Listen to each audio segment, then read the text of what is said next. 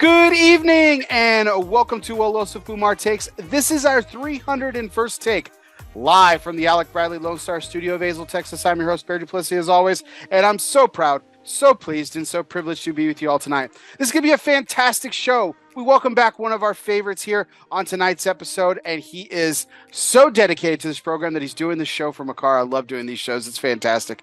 I love having this gentleman on. But before we get to formal introductions, to welcome our guests of honor, we do have to thank the people that make this show possible. That, of course, is our sponsors. Tonight's show is sponsored by Drew Estate.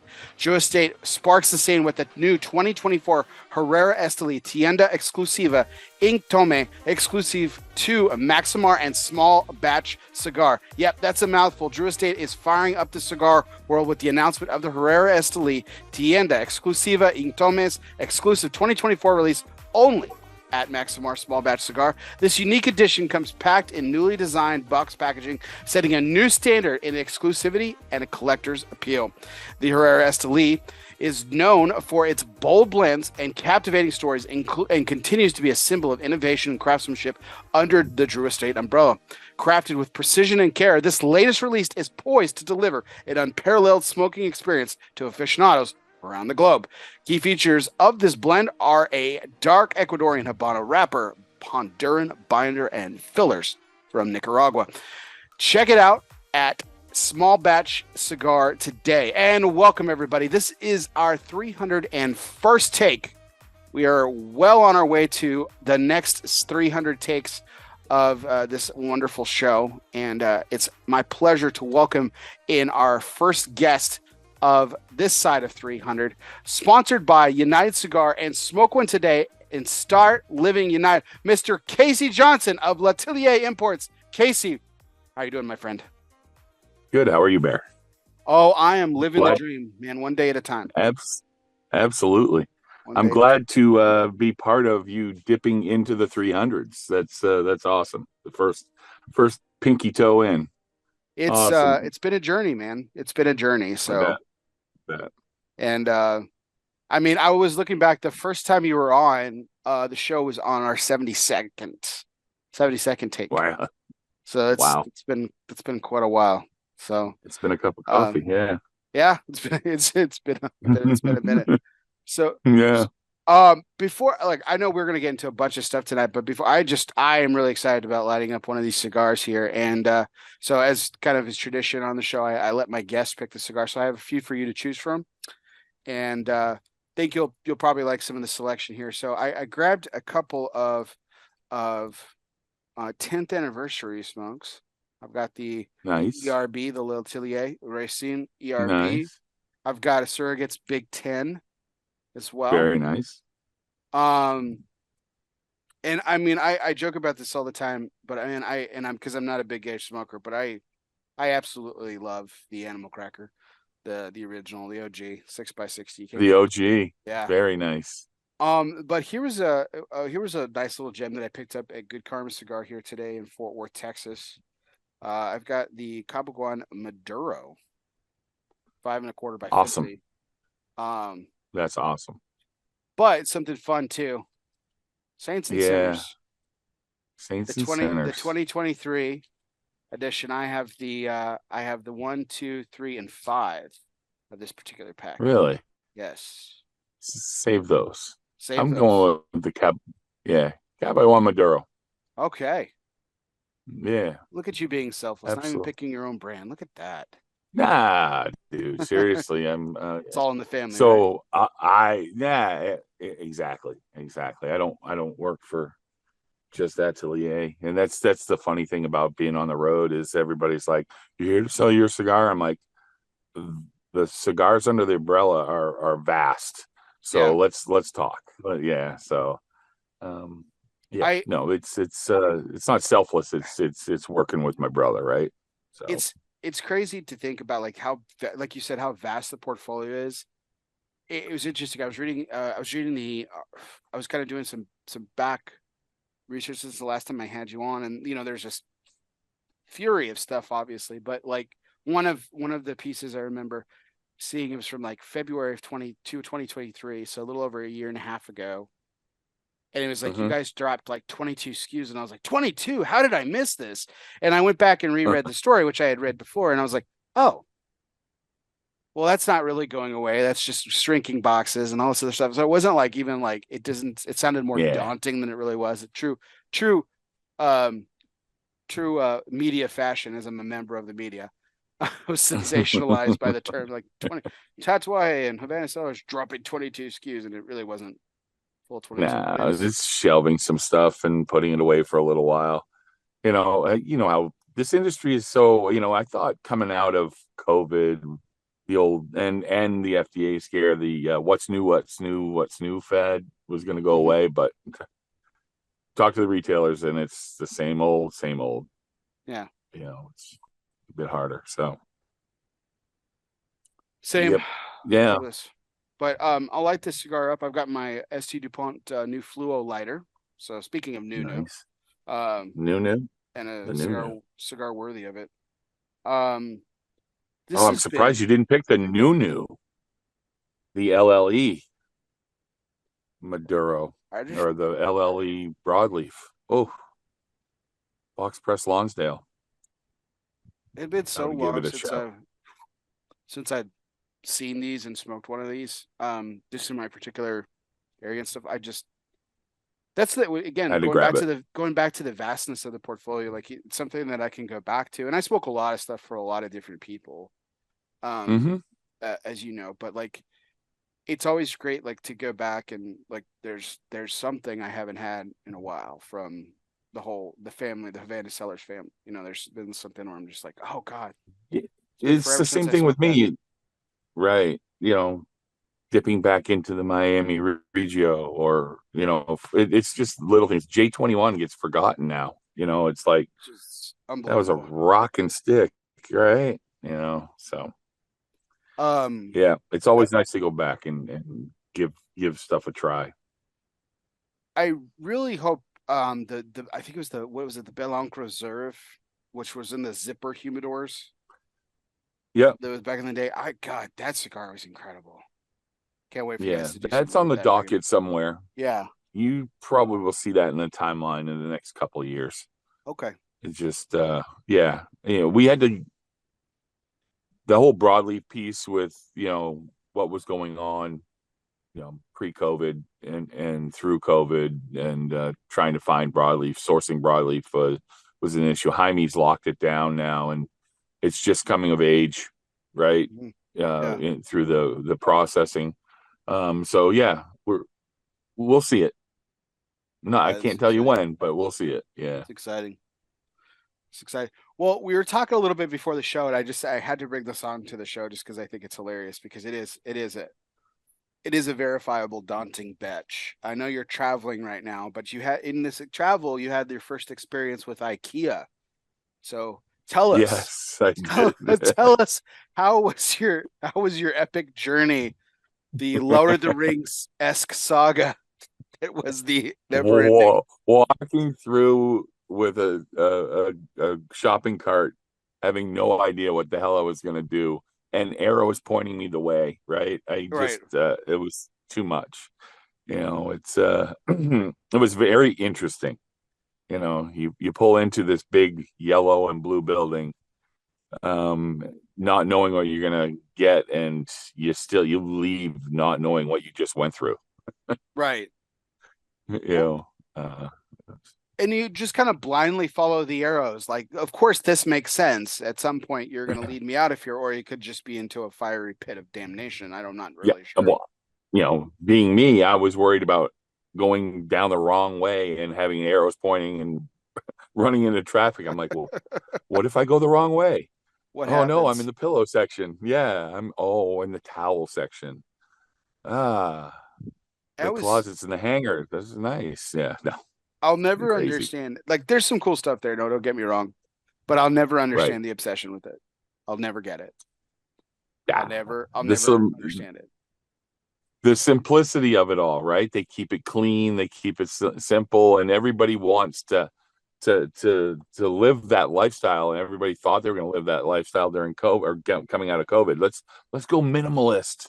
Yeah. And no, you're just buying more junk to fill up your house, and you're gonna have to change. No, it's crazy. It's absolutely, it's insane in there. I've never seen anything like it.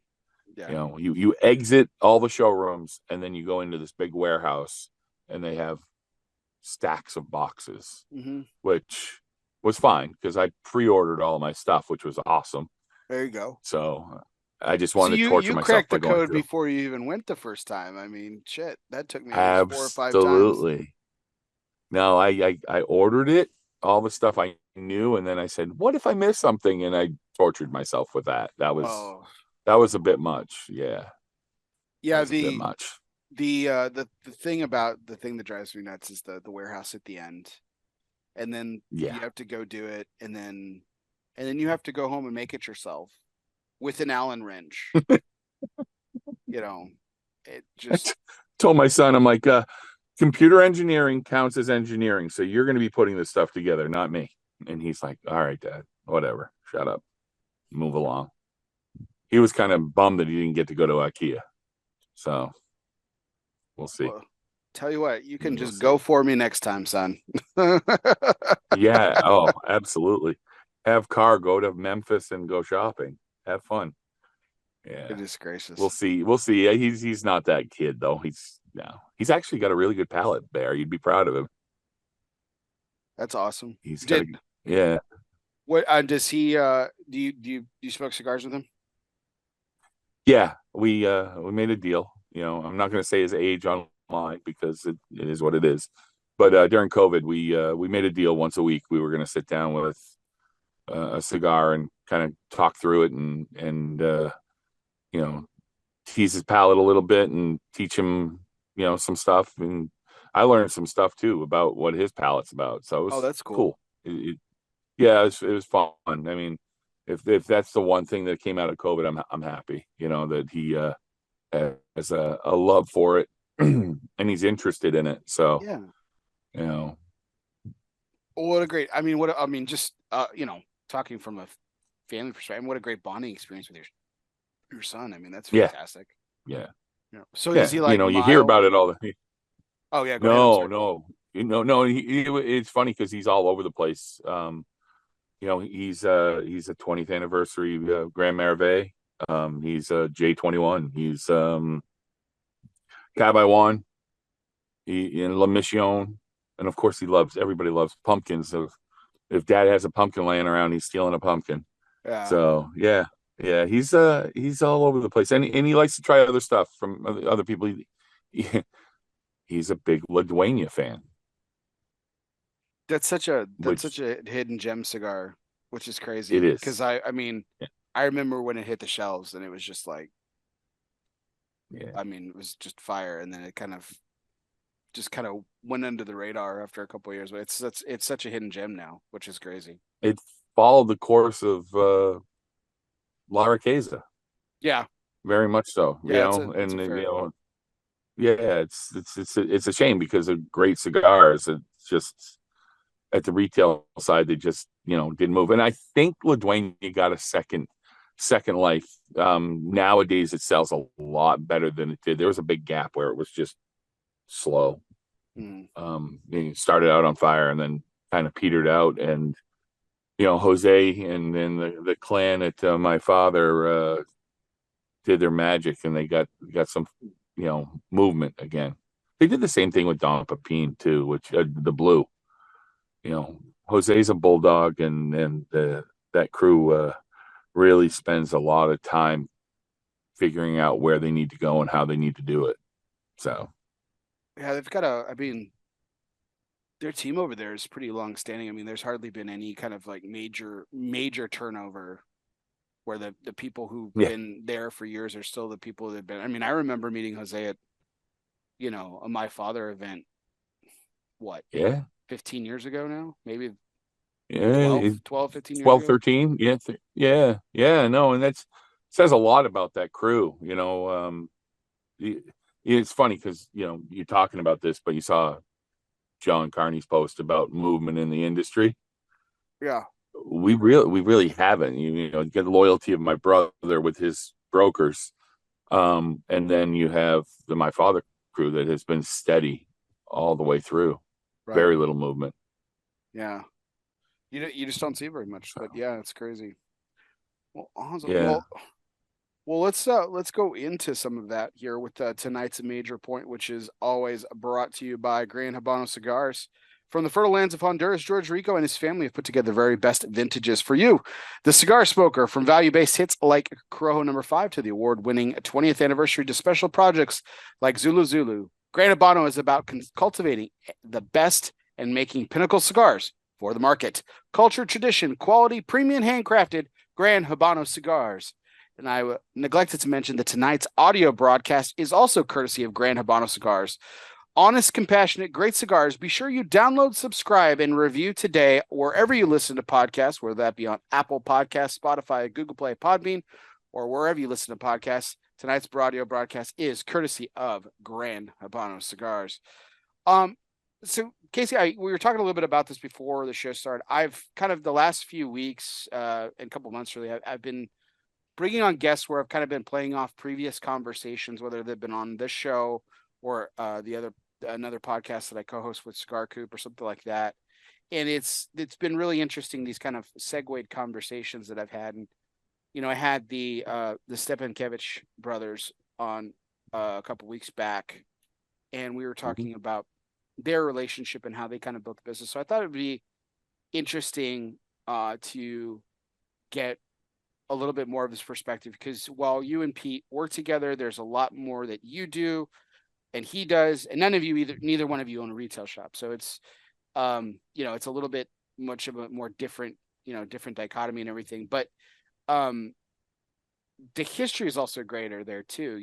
They've been in the business for around a decade. I mean, Pete's going back, you know, Mhm. 30 years in this industry for the most part, and I Right. mean, how long? What 2024 is what year for you in the industry in any capacity? Is it did 13-ish. Yeah. It started with a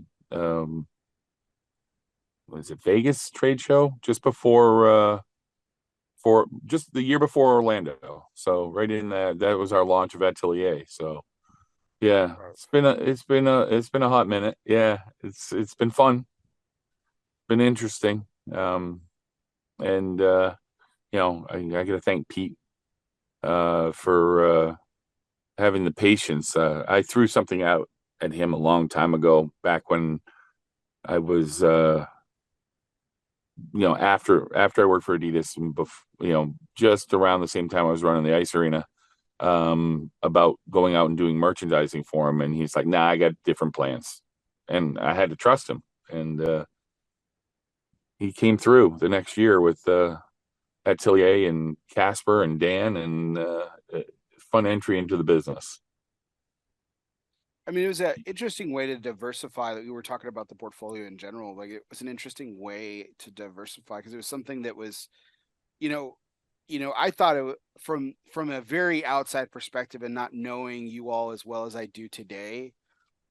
From an outside perspective, is very interesting to have this edgy rock star Tatuaje brand kind of segue off into this like very refined, French workshop, like Renaissance kind of almost Victorian-esque kind of. I'm throwing fucking metaphor after metaphor here, but like Yeah, it was a really interesting segue into it. And I mean, if there were, were there people that were detractors of it? I mean, were there naysayers? I mean, I don't think I was as plugged in as I am now to where I could have said there were.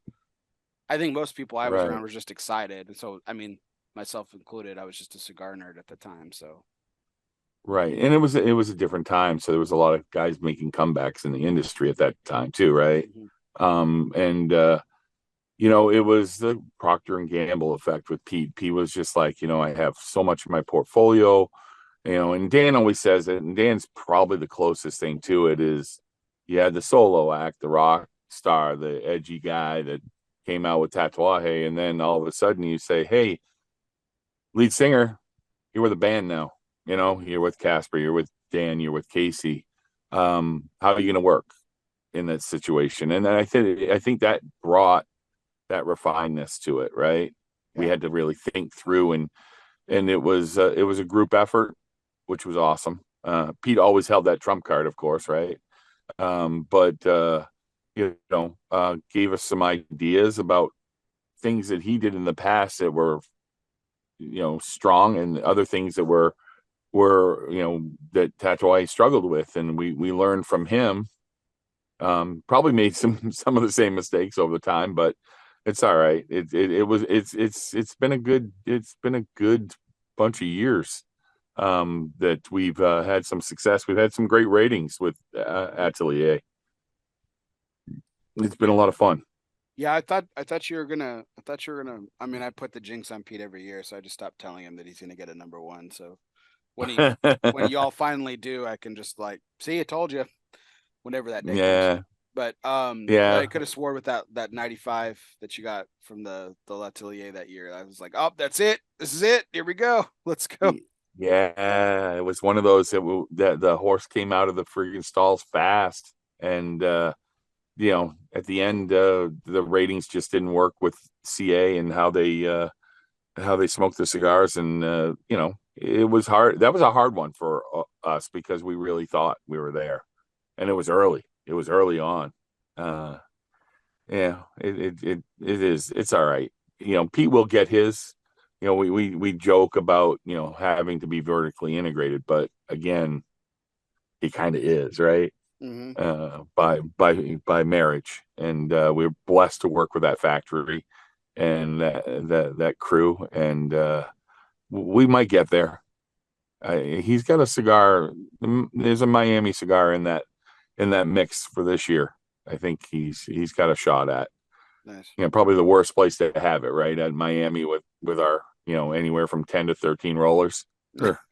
But That's the way though, man. That's the way it always yeah, happens. it is. It LFD is. with a custom mold that they never intended to make big. Yeah. Uh, Yep. the eye of the shark from Fuente, which is already rare to begin Yeah. with, and it's like, okay, I'm never gonna smoke that Yep. cigar ever again. I had it once. That's great. um, Exactly. but I think Yeah. that what's really interesting about I kind of wanted to take it a step back even further and stuff because I was thinking about this. I didn't talk to you about this before the show, but I do feel like a kinship with your family just because my father side of the family's from Maine. So there's this I don't know. I've always kind of felt New this England special base, baby. this special connection to you guys and stuff.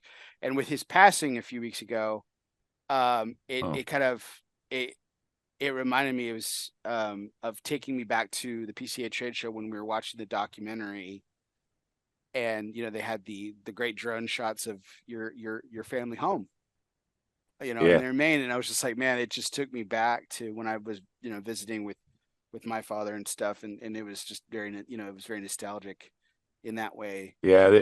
Um, The boys did a good shot to make it feel that very New England town, which it is. I mean, Gardner's is a cool place. It's two churches at the top of the hill. One on each corner. We were right in the middle of it, and the Common has a lot of history, and New England is cool, and the boys embraced it when they shot that. yeah, And my parents' house is just one big you know antique closet.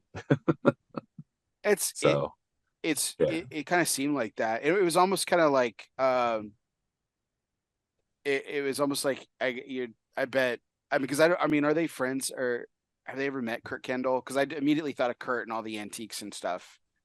That's kind of I think that they kind of met him at a show years ago, but they don't really, Kurt stopped into the shop once with his girlfriend and their dog, and they were coming back from the Forks. They were out rafting, and they settled in. But yeah, Kurt's antiquing is totally different. He does the signs, he does the Mhm. automobiles and whatnot. My parents they're all over the place. My dad, even at 80, has a great eye for antiques and what they're worth. He'll sit at an auction, and he'll throw down with the best of them. He's good, but again, we have we moved to Maine when he was what, 26, so we have 60 some odd years or 50 some odd years of antiques in that house that they're worth a lot. To who, Dad? Really? To who? They're just he's a collector.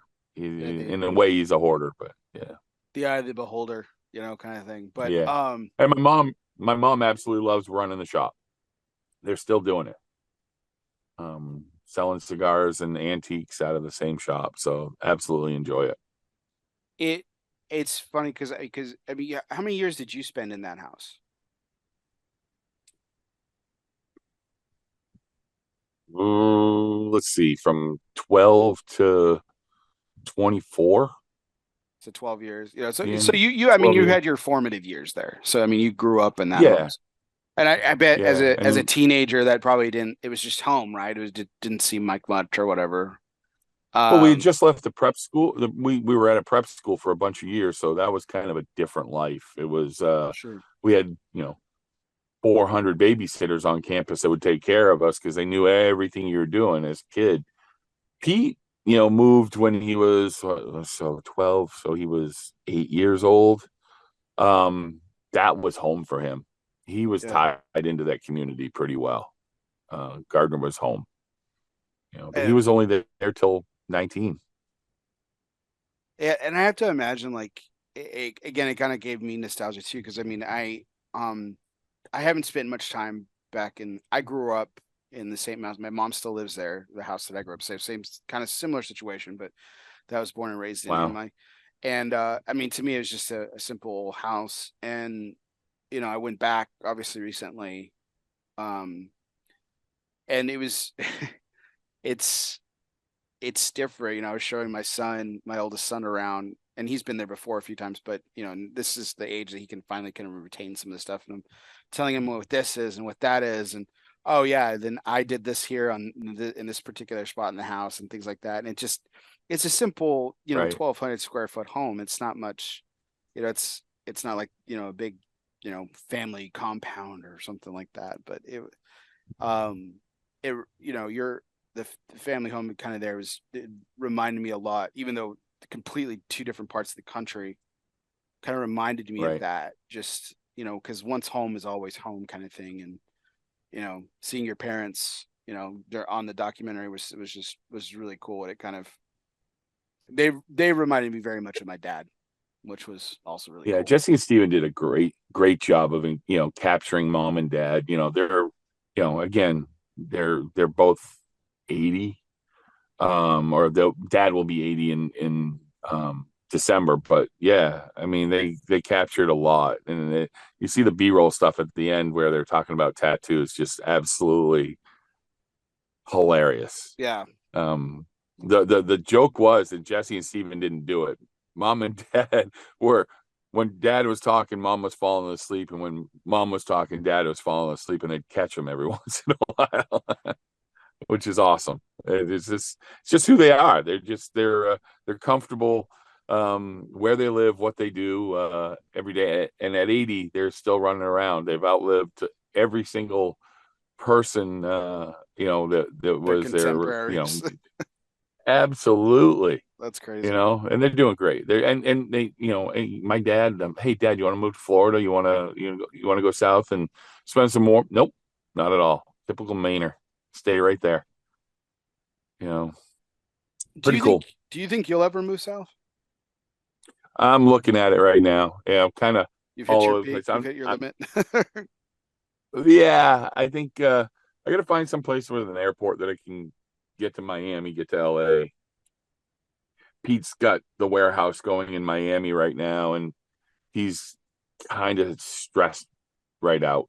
I mean, I saw him the other night on one of those Tuesday night things, and he was a little on edge. So just he needs some help. And he doesn't ask for help very much. So you know, it's time. Where the kids are out of school and one's in school, and yeah, looking south. I'm not sure where though. Well, Texas is beautiful. If you just FYI, just saying. I know.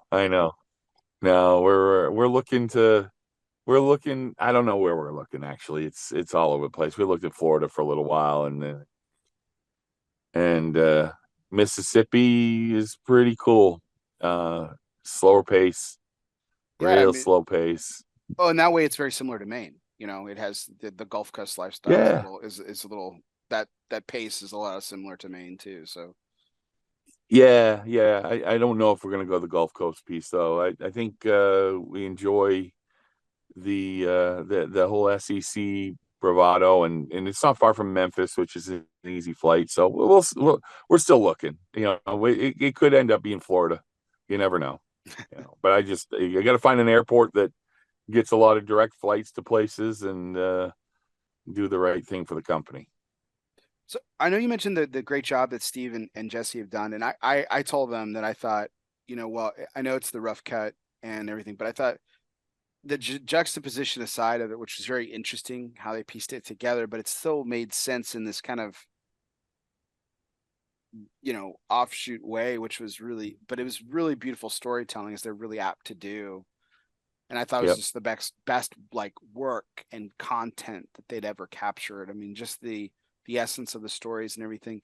When you kind of Right. look back, and I know you had a chance to obviously see it as well. When you look back, is it a little? I mean, is it pretty surreal? I mean, this is your brother that they're Mm-hmm. talking about, and there's this, and all of it's deserved. There's accolade and reverence and Mm-hmm. memory and all kind of being shadow casted on him and on your family and your extended family with the Garcias and everything. I mean, is it kind of surreal, or is it like you're a part of it and you've kind of just you're in it? And I mean, So for me, I was kind of in and out of it in a way because when I was living in Massachusetts and I was working for Adidas, we talk every once in a while, and he'd come into Boston, go to Gloucester Street Cigar, the home of that was the home of the pork chop, and there's a lot of history there with industry people working there, and he'd come in for the at the time the Big Smoke was at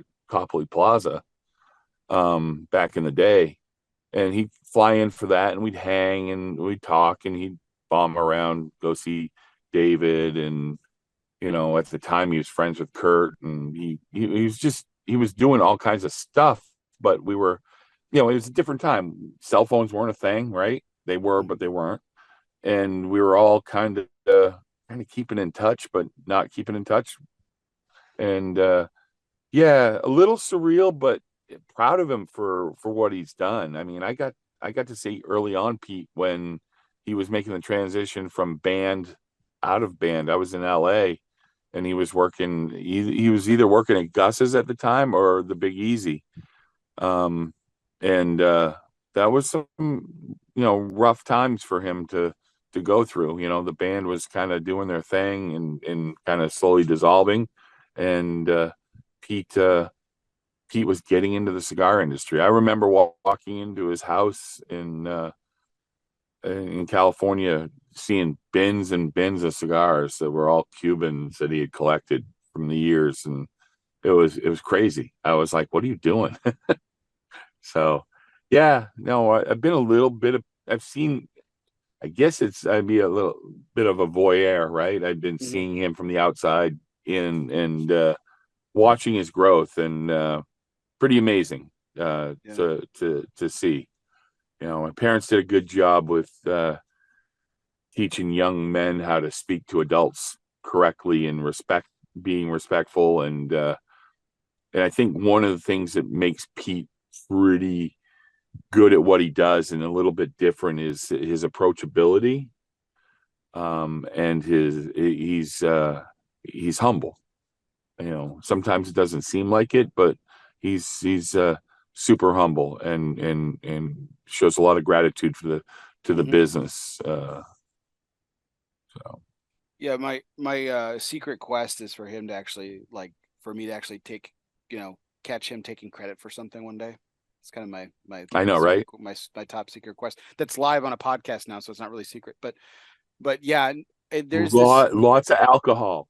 yeah, there's there's this interesting there whenever there's someone like this, it's following your brother for the years that I have.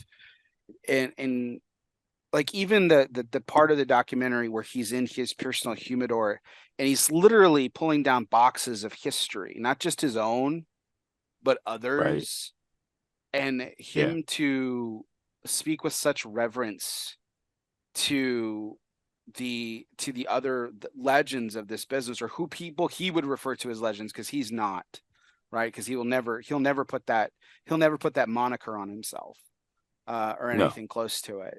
He's always casted the spotlight elsewhere when it comes to the people that have done great things in this industry, which I think is interesting, because like I mean, we're far from the sunset, so to speak. Mhm. But I think it'll be really interesting, a couple of decades down the line, and we look back and where the industry will be at that point, and you look back at Right. where And where who's the this, elders now, right? yeah, the place of history that it is, because he is kind of this interesting fork in the road of old guard and new wave, Absolutely. and he represents Absolutely. that, and it's really kind of unique. Um, the He shows great respect to the industry. He loves the industry. He loves, I mean, he'll get upset at the industry some days, but he respects and loves the people in the industry. He wants people to respect, you know, great manufacturers, great, you know, look at Julio and Papine, and he will fight to get people to respect these people. He's on guard. He's like a big brother, but he's a Mhm. little brother to the industry. So yeah, he's on point. Yeah, for sure. They,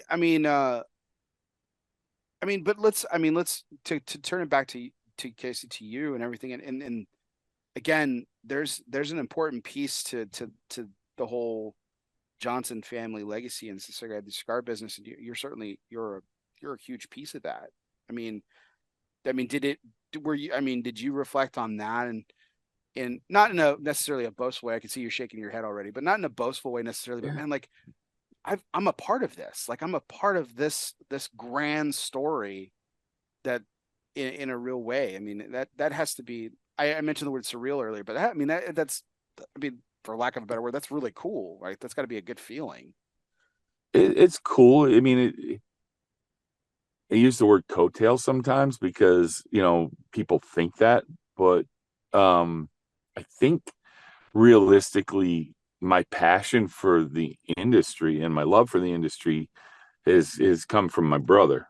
When you see somebody love something that much, you tend to embrace it also. And I think Dan's the same way. I think Casper at one point in time, I think he still is, but he when he was with us was embracing Pete's passion for the industry, and it's important, right? We're all trying to find our own way.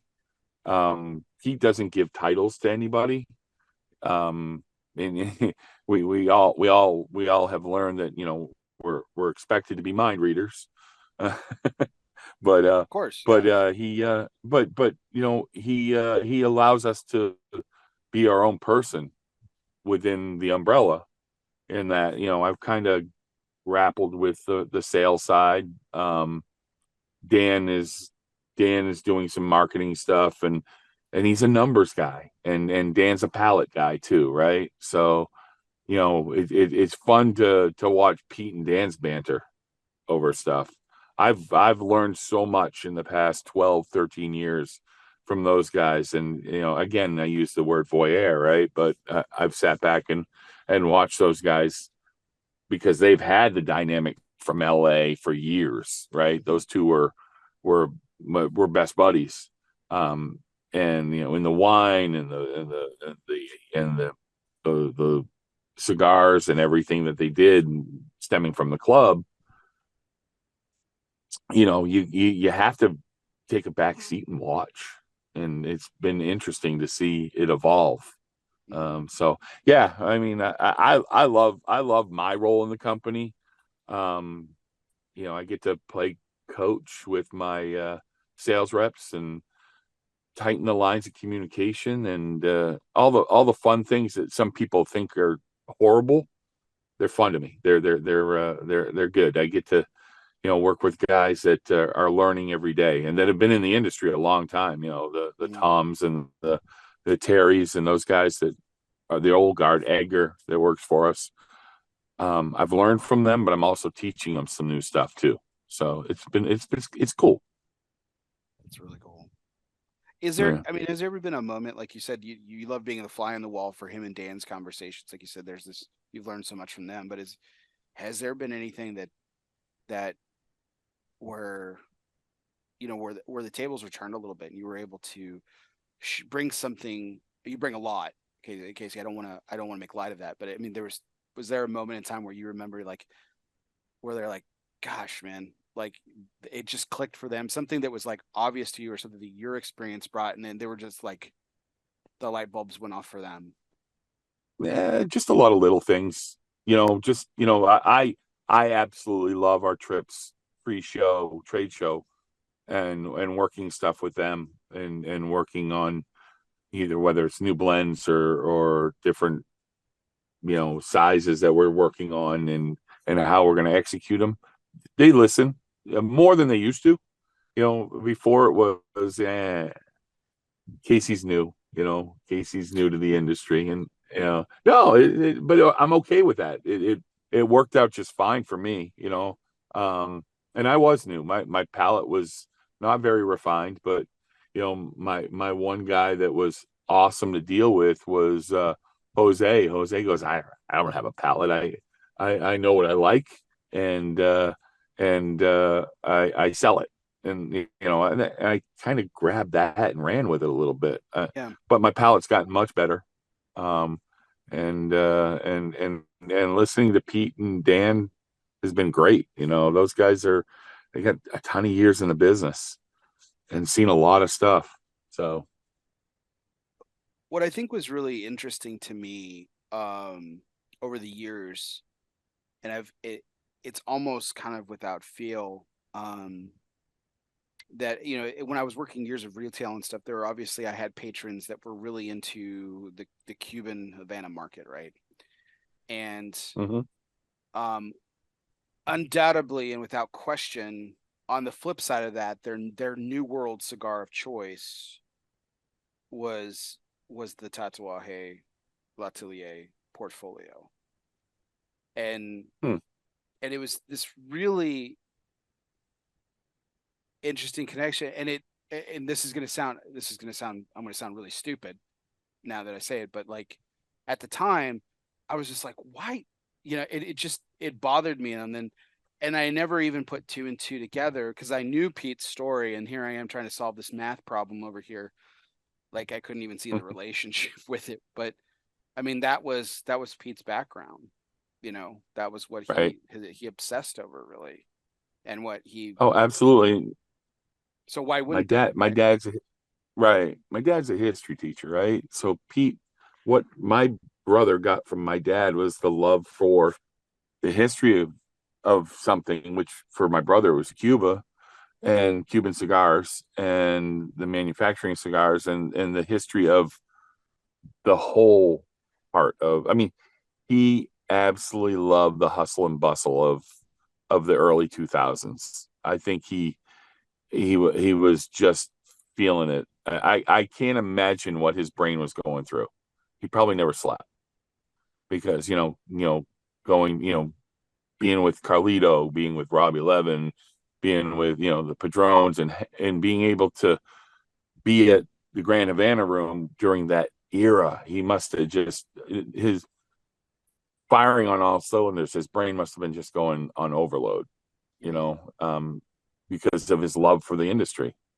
And that's the thing that makes me the most happy because a lot of retailers don't see it, but my brother treats his company like he wants to take care of the retailers in a good way. Mm. He's very mindful of retail, and that was his background. He protects them. Yeah. You know, Yeah, I think there is a real partnership there. Like you see it, like even with like the I loved the Unlucky 13, the concept of Hmm. spreading the love around, and making, I mean, turning a marketing ploy, because that's what it was, Hmm. into a bolstering for some of his partners, and like again, there was a spreading the love over every single year, and no retailer got it more than once, and like there was this really, it was kind of fun, like of kind of seeing like who made the list each year, kind of thing. It was almost like the Oscars in Yeah, an and unveiling kind that's of sort of way. those drops were fun. I mean, he did that with the little hassles for a little while, if you remember that. Those Yeah, drops were yeah. really cool, fun things that, and that's what the industry craves for right now. I think right now and this may be just me, we're a little stale in the industry, and we need some of that fun back. And Hmm. you know, it I don't know, it might come back around. It just you know, listening to people on the road, they're like, events aren't what they used to be. Well, let's think outside the box again, guys. Right. Let's go.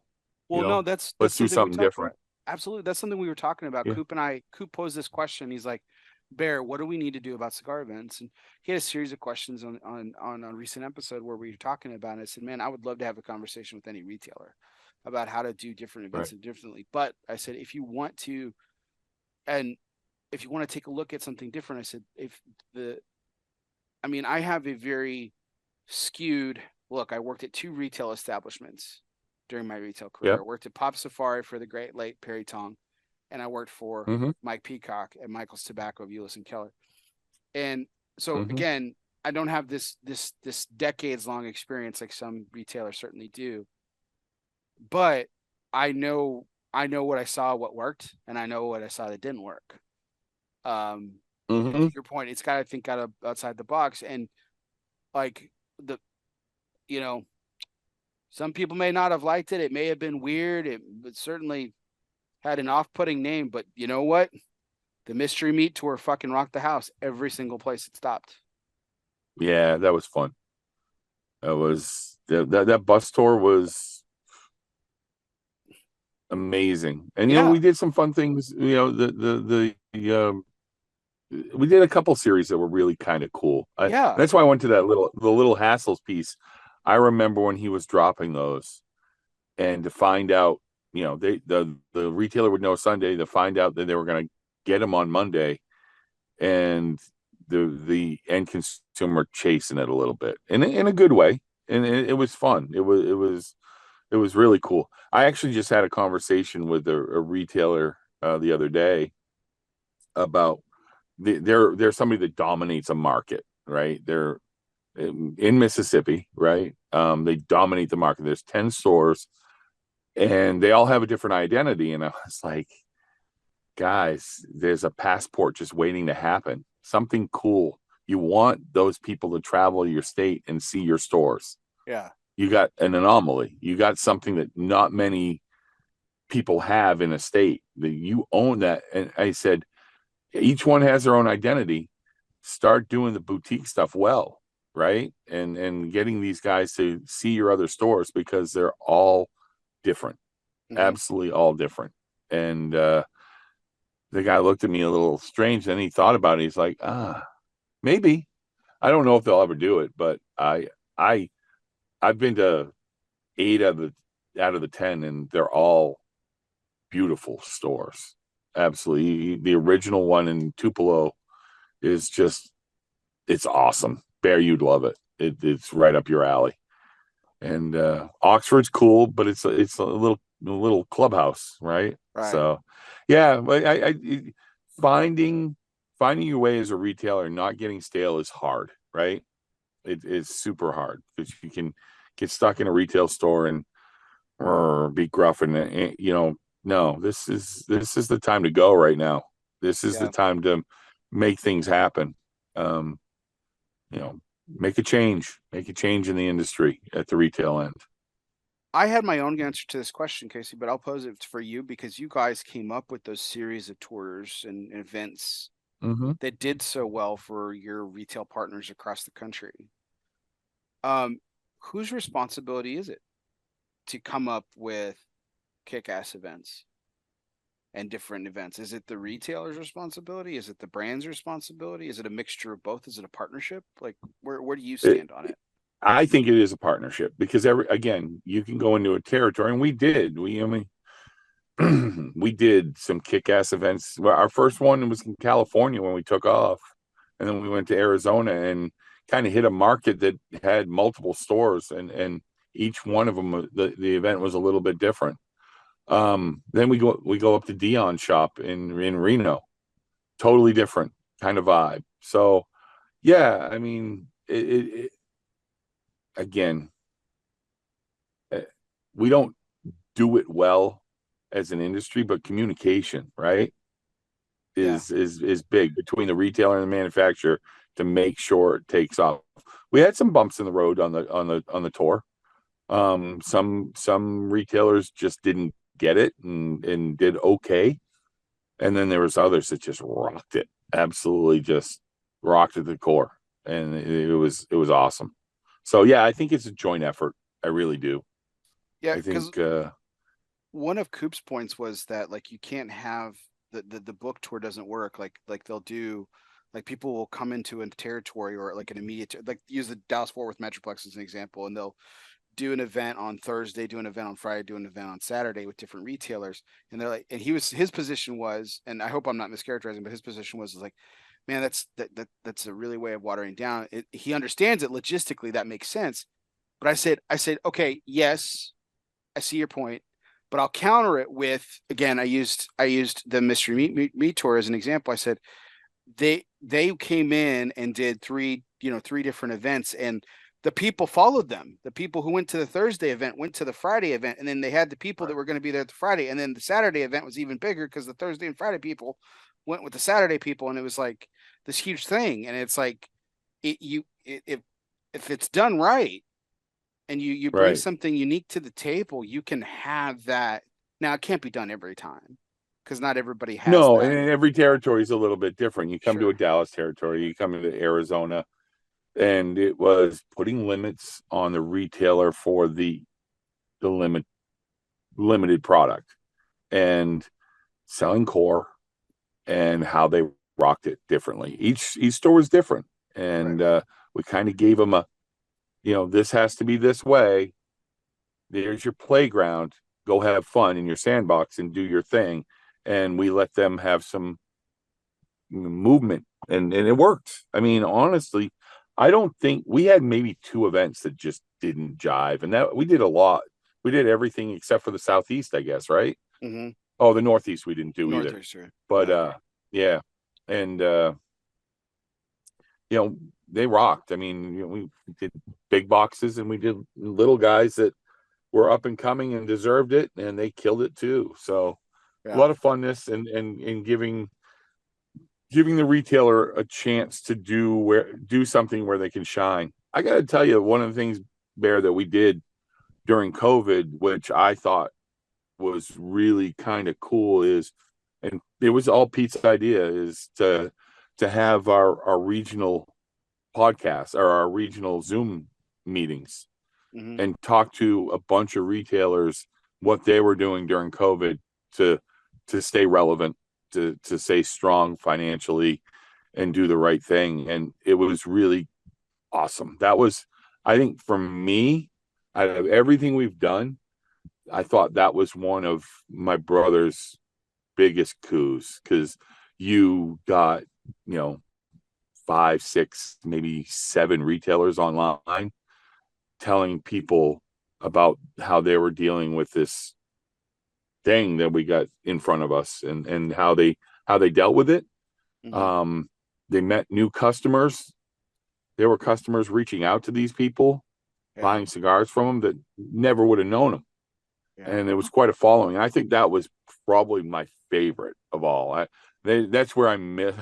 Nobody misses COVID, right? But that was one of the strengths that we did, because we got Yeah. people in touch with other people, and it was fun. Yeah.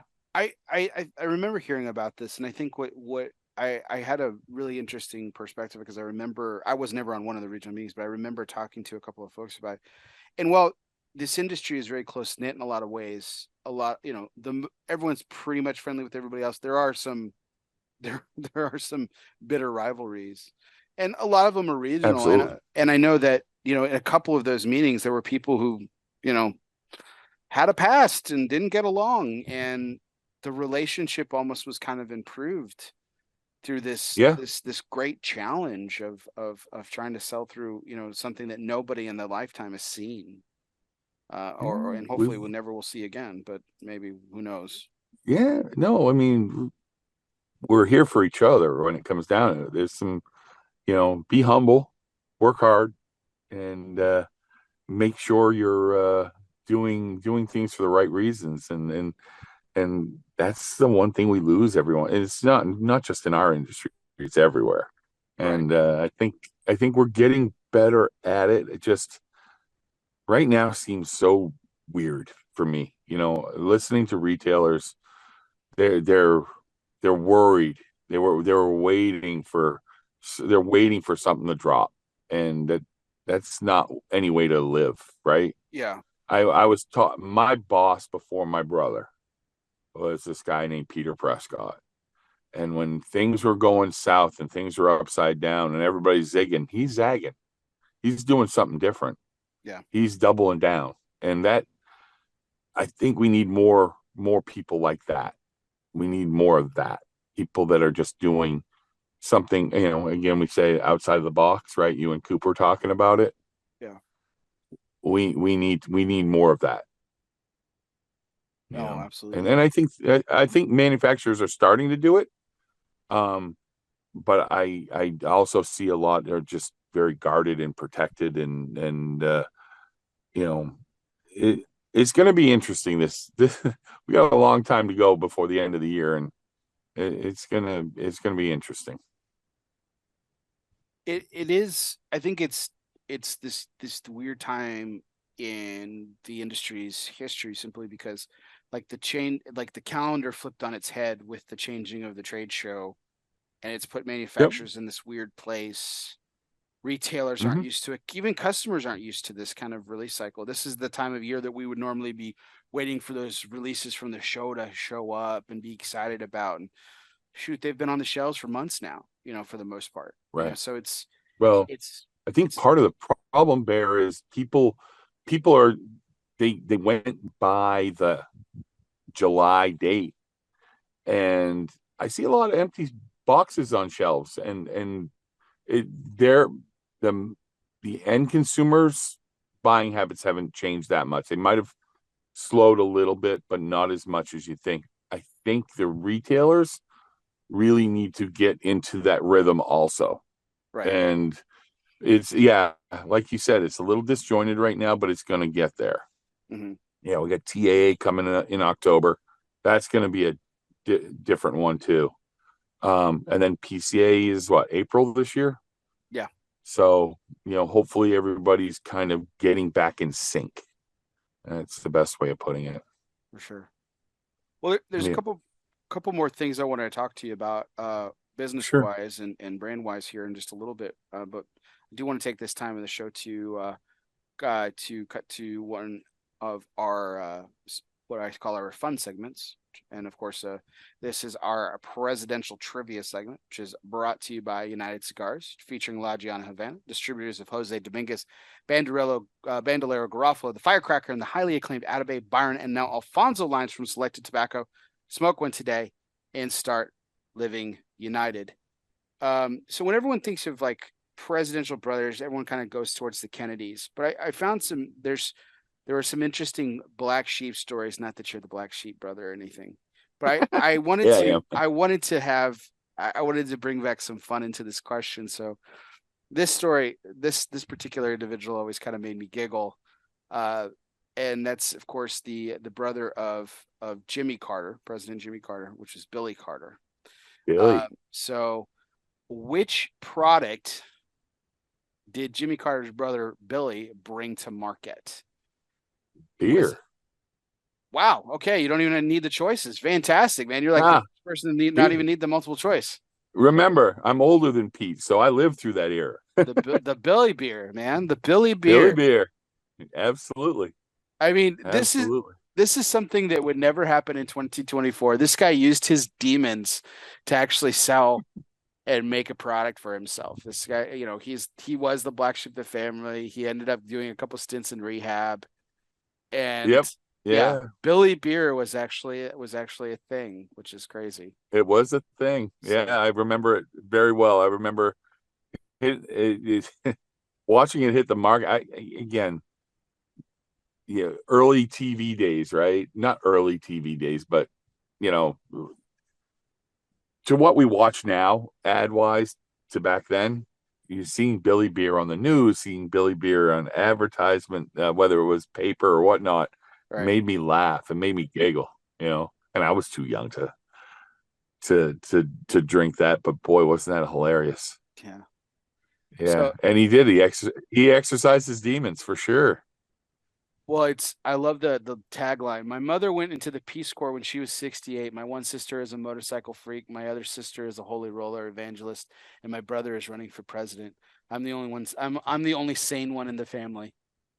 What a claim. What a claim. Oh, that's I awesome.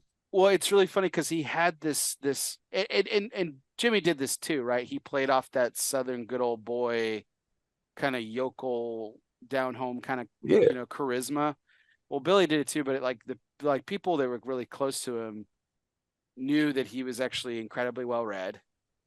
He was Mm-hmm. actually a pretty able-bodied businessman, um, Mm-hmm. and he just kind of used that persona non grata to make money. I mean, no other way to say it, which is kind of Yeah. um, I mean, it ended up biting him in the butt. Unfortunately, he did a couple stints in rehab and everything, but um, the Newsweek actually put this quote was interesting. They did a feature on presidential siblings, and in the section about Billy Carter, truly the standard. This is a quote. Truly the standard by which all other presidential siblings' antics are judged. Billy burst onto the national scene with his boisterous, hard-drinking counterpart to his pious, reserved brother Jimmy. I think That's that's awesome. um, That is awesome. it's sibling, relationships are so interesting to me. I have an older sister who's, I guess I have to be the Billy to her Jimmy, so to speak. I mean, she's the more successful out of the two of us. She's brilliant. Mm-hmm. She's fascinating. Um, she's a registrar for. She's been a registrar at the Metropolitan Museum of Art in New York, for God's sake. I mean, the Wow. Met. Yeah. So, um, now Very cool. she works at the prestigious art museum in Kansas City, and it's it. Wow. We were talking about surrealism earlier with like you kind of seeing how your brothers come along, and you've kind of been in it for pockets, with the exception of the Yeah. last like 15 years. I've kind of seen her journey all the way and stuff, and it's really kind of it's really I mean I'm so proud of her. I'm her younger brother, obviously, but I'm so proud of her and what she's accomplished because she's just insanely brilliant. And like the trips that she's been on and the pieces of art that she's handled and stuff. I mean, she's been Yeah. all over Epic. the world. I mean, yeah, it really is. It's epic. It's Yeah. epic. Yeah. And You know why, Barry? Sorry to cut you off. no, no, no, please. I, I went down that rabbit hole with my brother. Early history stuff. You know, from his George Brightman times and his Gary Arts videos. If you go on YouTube and pull that stuff up, Hmm. you're wowed. You're Yeah. wowed. Just and that's it's in awe, and it's the same thing that you feel with your sister. I'm the older brother going, holy shit. The dynamics with those people, I'm sure Hmm. you sit back and you watch stuff that your sister has done, and the travel is education. The things she's done, Hmm. you got to be in awe of that. It really is. And I think that what's um you know to bring it back to that point about the rabbit hole that you went down with your brother, like those, and I had George on last week as part of my 300th episode, and Mhm. those talks, right? The Draper dialogues. I mean, Yeah. they are the standard to which I've held. It's what I want. It's what I want to get to, and like those are the kinds of conversations that are unbelievable. And I mean, George is an artist. I mean, he really is, and he's a encyclopedic knowledge is an insult to where his brain is. I mean, he just has it. And your brother's the same He way. It's just incredible. his George's passion is a teaching tool for him. He has taught Michael, he has taught Peter, Michael Herklots, Yeah. Pete, all these young bucks in the industry at the time, about the history of the industry, about the cigars, the tobacco. George is good, and he's got great candor and great rhythm with whoever he's talking to. Right. Pete just the jokes with Pete are just hilarious. Gary Arts was the same way, and I guess it's my brother's ability to flow. He's not a public speaker. He used to hate it. But you get him on a camera with somebody like Gary or George, or in the early years, you would never know it. Mm-hmm. He brought that different persona into it, and that's pretty awesome. That for somebody like George, and God rest his soul, Gary, um, unbelievable. Yeah, it's fun to watch, and here's that humble piece that he would never have told me about what he'd done Mm-hmm. in this industry. I had to go searching on my own. Yeah. And Dan used to, Dan liked the George Brightman stuff. He thought it was cool, but he didn't think it was great. I thought it was awesome, and I'd sit there and go, Dan, isn't this great? And he's like, and because Dan was part of that history with Pete, he had a different vibe from it. He got a Yeah. different vibe from it. I again that rabbit hole. It's amazing. Just I learned the history of Pete by watching YouTube, so I feel like a millennial now, right? Mm-hmm. I got to go down the rabbit hole on YouTube and find out all about my brother. There's a lot of history there that was not really told, and Mm-hmm. my brother would never tell it to me, but it was that YouTube piece with those guys. So, and it's awesome.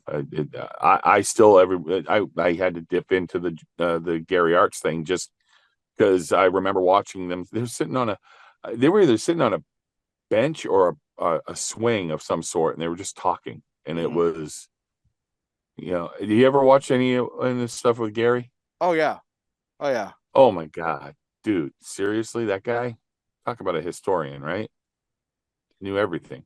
Grumpy old man though, but when he and Pete got together, it was pretty special. I think that plays into what we were talking about with Pizza Humility too. Like I go back, I mentioned the first time you were on my show was my 72nd take. 28 takes Mm-hmm. later was my 100th episode, my 100th take. And the Mm-hmm. person I wanted for that was Pete. And I mean, I scheduled months in advance with him. I'm like, hey, I want this is how I want for my 100th take. I want you on, and he graciously agreed to be on it. And I've done 100 episodes at this point. And wouldn't you know, it's the first time my internet goes out during the middle of the show. And I I've never, remember that. I never been a part of it. Now, thankfully, what's really cool about Zoom is in the position of panelist, if the internet goes out on one end, it keeps recording. The next person up, And it right? keeps recording it, and Yeah. you're on. And it was like, we had a few seconds of dead air because Pete didn't know what was going on, and then he just picked up the slack for however many minutes until I jumped Yep. back on, and it was It I was mean, I went back seamless and in a way. yeah, it was, and it was like this really beloved happy accident, and he got on and started answering questions that were flowing on Facebook, and it was this beautiful disaster in a lot of ways. Mm-hmm. And then it ultimately led to, I feel that I've become very good friends with your brother. Yeah. And there's this closeness. Which is really interesting. Um, because I remember the first event I ever did at Michael's with the three of y'all, and Yeah. where you and I got to know each other really well, and Dan and I got to know each other really well, and it, to me, Pete was still off this like kind of far off character, almost a little bit, and but it was we were talking about it was like he was born to do it, and like you said, he used to hate that kind of thing, and he just had this natural, Yeah. you He, know, he, you know, he is inherently shy. I used to call him the hermit of Hollywood sometimes, when he'd go back off the road into LA and we'd lose him for a little bit, just needed to decompress. But he is inherently shy. I mean, it's not easy getting on a camera. It's not easy standing up in front of 100 people and talking about yourself and how you do things. He really would rather champion somebody else. He takes a lot of the light off of himself, which is good and bad, right? Some people take it as aloofness sometimes and they don't understand him. Um, he's pretty real, and he loves, again, he loves this industry. He loves the people in this industry. He loves working in this. I don't think he'd want anything other than being in this industry, just because it's such a small town, or small yeah, little island we live in. Um, but there's camaraderie in it, and yeah. he loves that. He does. It's the So it's the most expansive small town in the world, yeah, you know. it really is. It's what got me. I mean, my first trip to Nicaragua, he was on Facebook. He's like going to work on some blends, and this was pre pre Vegas that year, before we launched Atelier, and I said, just jokingly on his Facebook post, I said, "Have passport, we'll travel." He goes, "Really?" I'm like, "Yeah, why not?" And he goes, "You want to go?" And I'm like, "Yeah." He goes, "There's a ticket waiting for you. Let's go." And I, hopped on a plane 2 days later, and I was in Miami, and then off to Nicaragua. And I'll tell you, watching my brother's interaction with the Garcias and how hard they work and how much fun they were having, doing what they do, um, I was hook, line, and sinker. I mean, that hook had a barb deep, and it still holds. That's awesome. So yeah, it's cool. And they treat my brother very, very well. Maria, Pepin, Jaime, Donnie, that whole family has been wonderful to him. Hmm. And I mean, that started even before he even became family officially. It was, Yeah.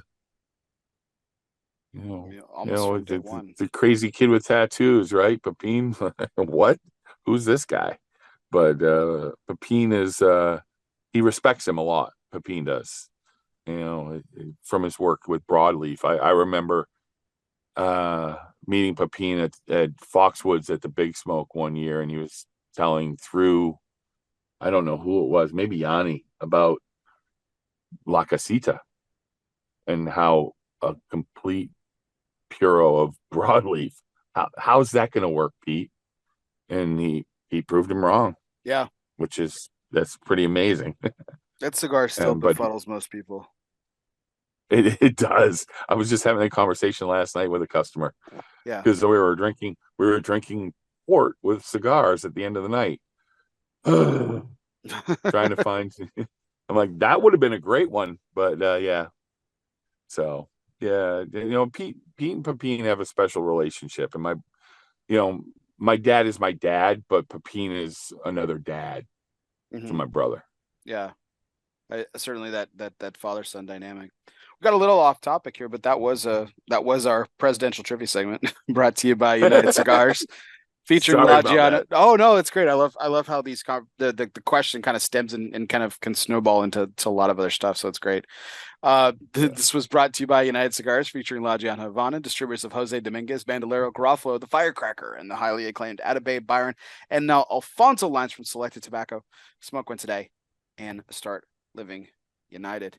But to go back to your history in the industry, this is, I mean, we're now 10 plus years into it. You're coming up Mhm. on 15, and it's been an interesting, really, really great journey of fast. Some of I mean, I put some of L'Atelier's projects up there with a lot of the Tatuaje stuff in just terms of intrigue and fascinating blends. Specifically with um the strain of tobacco that you guys use in every single L'Atelier blend, which is just Mhm. the Saint Two Spiritus. I mean, what a interesting theme to Yeah. wrap it around, which is really cool. You talked about the Las Casita Criollo being this dynamic blend that just Mhm. shouldn't have worked but ended up working, and then you have this one strain of tobacco that you guys decide to supplant into every single brand Yeah, whether or it's binder project. filler wrapper, right? Mm-hmm. Yeah. And it worked. And that kind of just fell in our lap. That was you know, we were working on bundle brands, and then Sancti Spiritus came to fruition through Oliva Tobacco, through Pepin, and Pete Pete was able to run with it and really show us the way. And it was a fun project to start. Boy, that was I always tell this story. I mean, my brother, we were working on stuff in Nicaragua in March of that year and talking about where we're going. It was kind of fast and furious trying to get to the trade show. And there's a press release about Atelier, the four of us starting. And I was like, I'm so glad my boss at the time was not on the internet. He didn't believe in it. He's an older gentleman. And because I'm like, yeah, I hardly knew. Oh, yeah, by the way, this is coming out today. I'm like, what? I understood the whole work and the process and getting ready for the show, but I think it was early June. I think it was launched, and yeah, what a trip! That surprise. So, What do you think was the hardest of like all the stuff that you worked on within the L'Atelier portfolio? What was like the most challenging? Was it the first one or was it ones subsequent ones? um, the hardest stuff was the fun ones were early on. The ER13 when we launched that, and it was PCA only. It was way ahead of its time, and it didn't really have legs after that. We tried to make it work. Those were the hard ones. Um, but I don't know. What's hard? Um, no, I mean it's really it's all relevant. Listen, you talk to guys like you, and you talk to the guys that are true fans and love the product. How to launch it correctly and how to do it well to get the retailers on board. We gave Atelier a chance because it was Pete Johnson's blend. Well, no, it was four of us that worked on this. It was part of Pete's portfolio, and retailers sometimes didn't give it a real shot. And now it's coming. It comes and goes. Mm-hmm. We've had some great LLEs with Dan's stuff, and then we just had Latosh come out this year. Um, we're doing them in small batches. We're not getting, we're not overwhelming the retailer. This is the second release And of they've Latosh, though, right? The second time it's come out. right. This is number two. Yep, yep. The first time was a Robusto. This one's a Corona Gorda, and it was successful. I mean, the blend was spot on.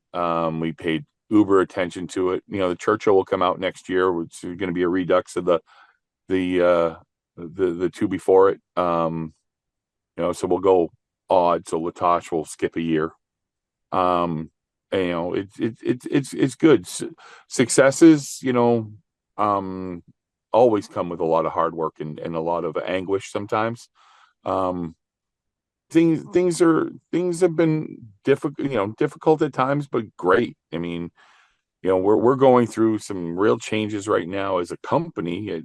You with a Miami warehouse and an LA warehouse and making that all happen. Pete's working his tail off between the warehouse in Miami and doing new stuff in Miami with the rollers there. So, it there's a lot of battles and struggles, but it always comes out to the good, right? Oh, absolutely. So, Busy work. a couple years back when I had you and Dan on, we were talking about how you guys kind of all came to this realization that like everything should kind of fold into the Havana Cellars portfolio. Like it's this one rather than three individual entities. It becomes the three-headed monster that it's always been. It's just kind of more formalized and everything. Hmm. I mean, would that make in the way that you kind of view it? Is it still Tatuaje, L'Atelier, Surrogates, or is it like really Havana Cellars and L'Atelier and Surrogates is part of this broader picture now? Like, how would you characterize it? For us, it's the umbrella. It's everything, all the working parts below it. For the retailers, I think it's a hard get. I walk into stores there and I laugh because my sales rep brings me in. They're like, "Oh, what are you selling something new from you guys?" I'm like, "Me guys?" And they're like, Atelier. No, I'm selling the whole big picture, right? And it took my reps a long time too. I mean, some of the guys didn't grasp what we were doing with Atelier and weren't selling it. They weren't actively selling it, and they've come full circle. So, you know, um, I think as a whole we work better the way we are now. It's a united front in a good way. We're together. We're Dan knows everything inside and out about Tatuaje. He's a Tatuaje historian, right? He Right. he gets it. He's been hand in hand with Pete for a long time, so that works. It's like Me Dave with working with the Dave with sales reps, Dion. He's the right, yeah. right, right. So it's that, So we're in a good place right now. I think this whole Miami piece is really fun to see. I think we're maturing as a company nicely. We're that fine wine that Pete loves so much. Yeah, I think there's what I've always my takeaway has been over from the last few years, Casey, that what I've kind of observed specifically of you and Dan is there's this and to your point about Pete's humility is there's that humility kind of spreads through the three-headed monster, if you will, of the three of you guys. Hmm. And Yeah. you walk into a store, to your point, you walk into a store and you don't sell one facing of L'Atelier, but you sell 20 facings of Tatuaje and Surrogates. That's a huge win for you. And that's the way you see it. Yeah, absolutely. Yeah. Every store has its own identity, right? Mm-hmm. And their customer base likes this, and we're not that hard sell company. We Mm-hmm. never have been, and we've always told our sales reps that if you're pushing something um into a place that won't work, you're not going to work with that retailer ever again. He's not going to trust you. It's the Yeah. same thing with a tobacconist in a store, right?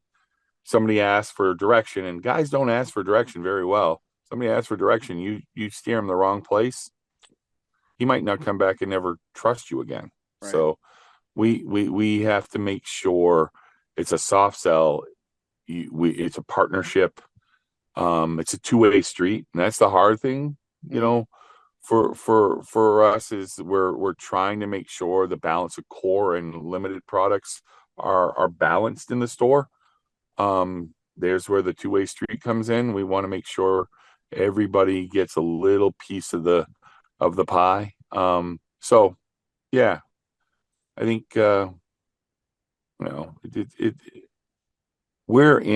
I think we're in a better place than we've been in a while. I think it seems it can get kind of hectic with the new warehouse and in the internal piece, but we're in a really good place. Well, I think that's some words there that we need to kind of heed for any retailers that might be listening is understanding, especially if you have multiple stores, and even if you don't, the Havana Cellars portfolio is broad enough that you can experiment with what works and what doesn't. With Michael's, for Mm-hmm. example, I go back to that example. Euless and Keller are 20 minutes apart, and their And identity, so different. yeah, their identities couldn't be more different. Yes, the Michael's branding is Absolutely. there.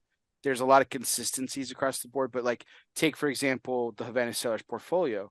Now it could have changed, but this was back in my day. Euless was a Tatuaje L'Atelier store. Yep. Those brands did Yep. well. Surrogates did not. It was just the clientele just didn't get it, didn't understand it, didn't want it. It just we had Animal Cracker and I think Satin Glove, and that was it. Huh. And but in Euless, and then but the juxtaposition of that was Keller. You had all the facings of surrogates that were available at the time, and like Crystal Baller was which I know has been discontinued, was a phenomenal seller at that store, to my understanding. And then and of course Tatuaje, that was the one consistency is that, but it was even different Yeah. Tatuaje products, where Yep. that were different and that did really well. So again, we're talking 20 minutes apart, a similar branding, similar consistencies, a workforce that were behind, were loyal to this particular brand, and we put that brand in clients' hands, and Yep. it still ended up different.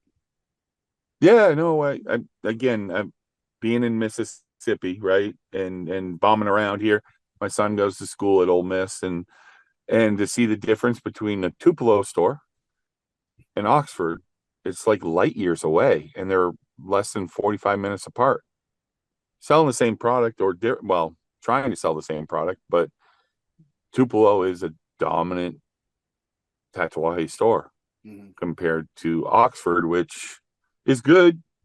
And then there's other stores that just they don't sell it very well, and Yeah.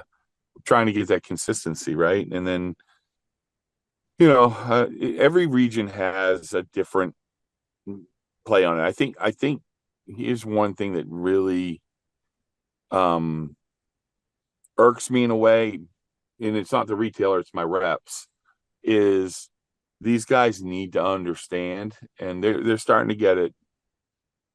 Educate the consumer and educate the retailer about what surrogates is about what Atelier is about the history of Tatuaje and Pete Johnson.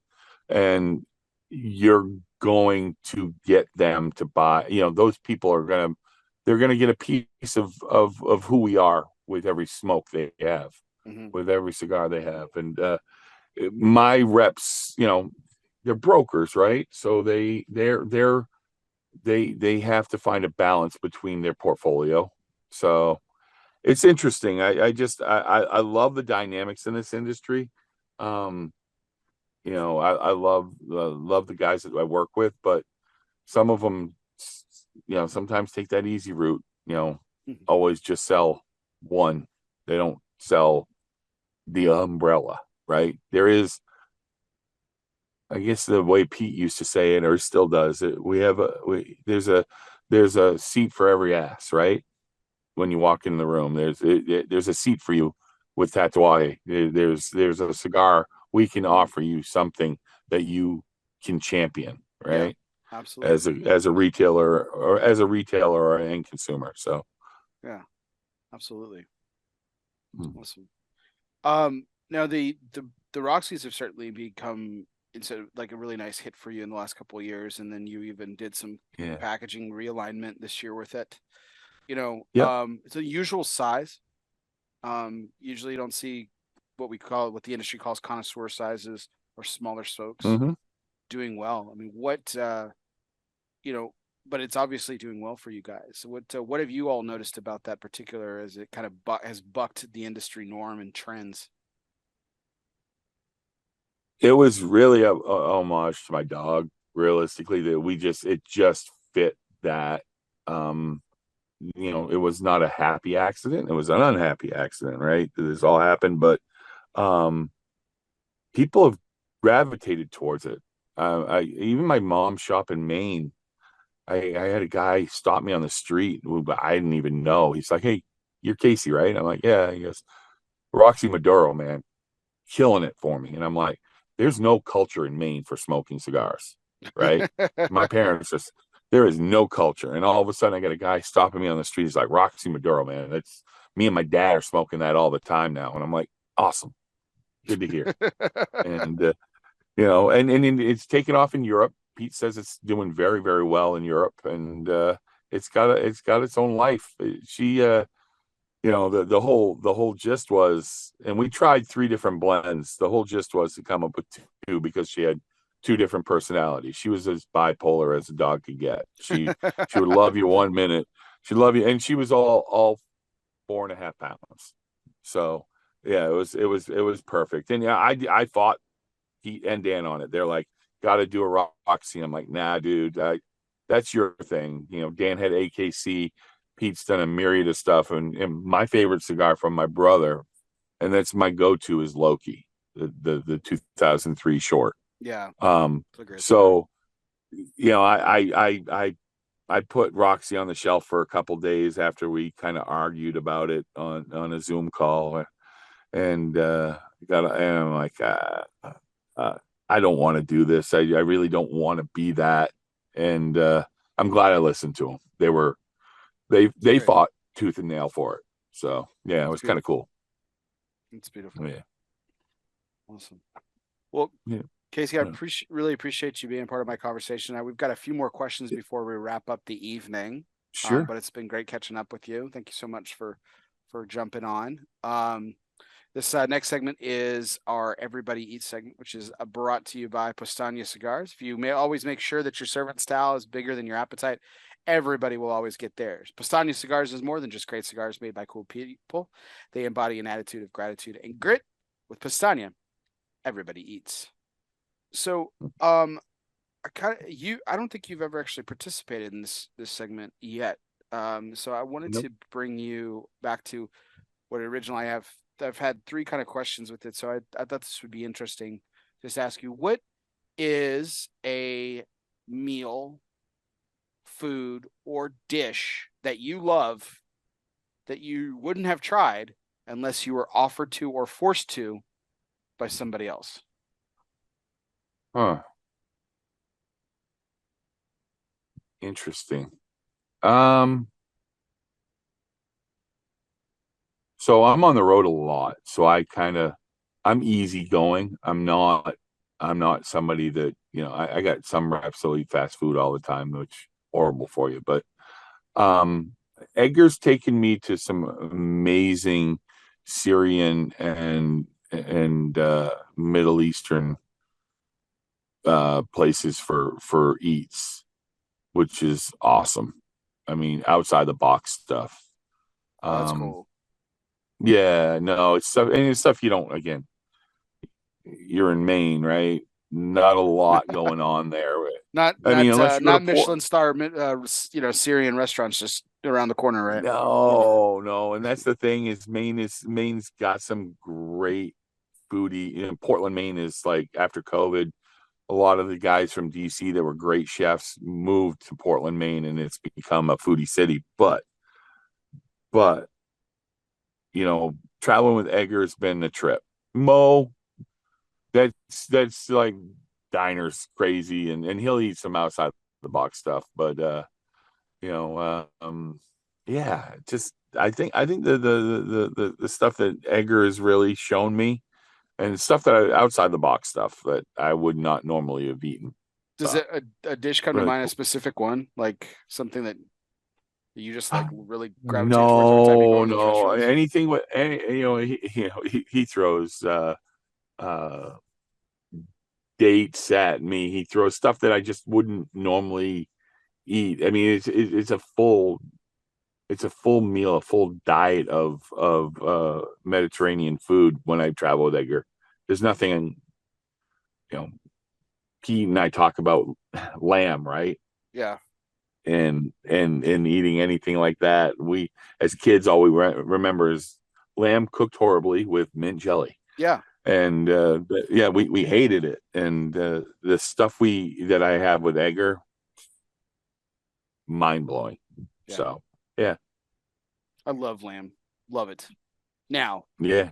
did not like it Now, as a yeah, kid. didn't there's one there's one thing my dad used to eat when we were kids that drove me nuts, and I still can't. I Liver was one of them. Couldn't stand the smell of it. Still Drove me can't do that. nuts. Yeah. And I love everything, and I can't do liver. Yeah. But my dad, because his father was a depression era guy, he would eat kidneys in the morning with egg. Kidneys. To this Okay. day, I can't go in my parents' kitchen without getting that whiff of kidney. And he doesn't eat it anymore, but he used to cook that up, and I'm like, oh, I can't do that. So, anyways, Yeah. so Middle Eastern food, anything, the Syrian food that Edgar would, and there were pockets like in Worcester, Mass. We'd find this random place, and he'd be like, "Hey, buddy, let's go to this grocery store. We'll cook us anything we pick." And he would just, yeah, it, he was the education for me on the food side. It was That's fun. awesome. So, yeah, It's funny. It's funny that you say that. There's certain smells yeah, that when I cook food, because I'm the cook of the family, and whenever I cook hmm stuff for my kids, man, it takes me back to my parents' kitchen, and it could be days afterwards, and hmm the kitchen's been aired out, the food's been cooked, and other meals have been cooked in its place, and I can still smell it, and it still takes me back. It's still all the yeah, factory stuff is so powerful, man. It triggers like smells trigger nostalgia more yeah, powerful than seeing things. I'm convinced of yeah, this. Like the nose is more absolutely. powerful than the eyes. It's nuts. Absolutely nuts. Absolutely. I mean, I had that moment with tobacco the other night that it took me back to a time, and I was having a great conversation, but it was a cigar that I hadn't smoked in a while, and I had that moment. But the same thing with Yeah. Bear. You talk about cooking all the time. Is there are days where I am cooking breakfast for my son or my family, and I smell the house that I lived in. Mhm. The English muffins toasting, the eggs cooking, the bacon or sausage. That was my dad every morning, and or every weekend, the Yeah. Saturday morning or Sunday Saturday morning. It morning was for that, me. and that smell would linger for the rest of the week until it was time to cook that again. Yeah. Because we lived in simpler times, right? We hung out more, we did things differently, and now it's the hustle and bustle. I get up early to cook so my kid eats, and he's going away to college, so I relish every moment of that, right? To hmm to serve up some goodness for him. It So it was really interesting. I had this very nostalgic, almost kind of like outside your body experience when I flew back home. I had spent the week visiting my mother, and my dad was in the hospital at the time, and then I drove the kids back home, and I flew back the following day because the decision had been made that it was time. It was time, yeah, and I flew back hmm in Sunday morning, super early, super early. And got to my parents' house. My sister was there already, my mom, and I just immediately went into the kitchen, didn't even think about it, almost muscle memory, got some ingredients out, and I started cooking breakfast like my dad did all those Saturday mornings in a row. So it was like fried potatoes, sausage, yep, egg, and it yep, was just, yeah. And yeah, dude. it was, It's so that, right? It's mhm. so that you just you get into that mode where it's just muscle memory. You walk in, and it I mean, that was one of my favorite times of COVID. Was I was the short order cook for COVID. I was that guy. I was running to the grocery store. I was feeding the family. I was making meals for my parents. And it, you know, I in some sick kind of way, I miss those times a little Yeah. bit. That short order cook, what's new, what's for dinner, you Yeah. know, it's what's for, it's I love to cook, and I don't know about you, Bear, but Yeah. it's the it's relaxing for It's me. therapy. Yeah. No, it's therapy. No, Oh I know what you say about the COVID era because I kind of wax poetic about it in the sense that it turned the entire country or in the entire world, as a point of fact, into a cigar shop for a year and a half. yeah, yep, Time slowed down, and it allowed us to yep, refocus and enjoy simpler mm-hmm, things. You yep, know, there were a lot of things mm-hmm, for the worst that can and bad for it, but there were a lot of good things, and I think that was one of the things that kind of came out of it. Is it allowed us to kind of enjoyed time slowing down. And it's like, whoa, what you got? Someplace to be? No, you don't. And it no, just we we as a family would hop in the car, and my wife worked on the seacoast at a school district that, a very affluent school district, but the kids that were not well off were kids of lobstermen and clam diggers and whatnot, guys that were selling things to market, mhm. and they had nowhere to sell that to at the time. So twice a week we would go out and visit them selling stuff on the roadside.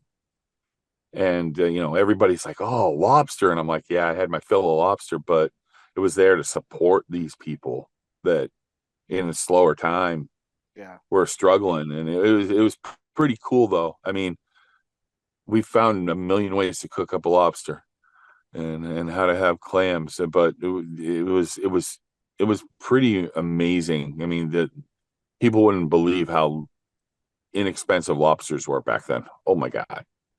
But it was a family thing. We'd go out together and buy from them, and we'd find Mhm. them and where they were, and supporting the people in my wife's district. That's So cool. What a cool. yeah, it was That's fun. cool. Yeah, Nice memories. All yeah. right. Well, our next segment is brought to you by Asylum Cigars. Refuge is more than just a physical place; it can be a state of mind. Some of life's greatest reflections can be found in our own personal asylum. Moments like these were made for Asylum Cigars, so light up an asylum and choose your refuge. This we Mhm. might go back in time to the COVID era with this, but I don't know. This is totally up to you, Casey. The point of this segment is to kind of reflect on that moment. We spent you travel a lot. You spend your time in shops. The Yep. cigars are a community. It's usually smoking is done around other people, and that's the greatest thing about it. Is that Mhm. it's you form this bond with these people. Um, but every so often we have a moment of reflection, a moment of just us, where we're able to light up a cigar, and it can be a moment of celebration, it can be a moment of you know repentance, it can be a moment of just thought, and but I'm sure you've had a couple of dozen of these over the years. But what's a moment? It doesn't have to be the greatest, but a moment that comes to mind where nobody else was around. It's just you and the cigar. What was that moment about? And if you can remember, what were you smoking? Well, I've had a few of those. The Roxy when they first came out. Um, I saved some from Nicaragua when not when they first came out, but when we first blended them. That moment, uh, the dog wasn't supposed to be mine. So yeah, it was that moment, and understanding why we did the blends. Um, I had an alone moment, but it was in a venue. The first hand rolled, I was smoking a Riggio, and I hadn't smoked a Riggio in a long time, and it was one of those moments where I actually smoked like Dan Welsh. I hoovered the thing, but it was so delicious. It was in the moment, and I was with a bunch of people, but I was actually alone. I was kind of inside my own head, just Oh, that's cool. enjoying the moment. Yeah. And that was hand rolled. I mean, it Yeah, was, not that often many people can say that their brother was an executive producer. And I know he blows it off as he was the money guy, but he did it for the right reason. So it was that yeah. moment. It was reflection for me. So those are the two Yeah, lately. I think that's what's really great about that about cigars too. Sometimes you don't have to be on your back patio. I think that's what No, some of yeah, this segment tends to be, and I've certainly had those moments too where it really is that one. But I remember there were cigars that kind of there over the years there were kind of cigars that stole you away from the yeah, hustle and bustle that you were literally in the middle of the thick of.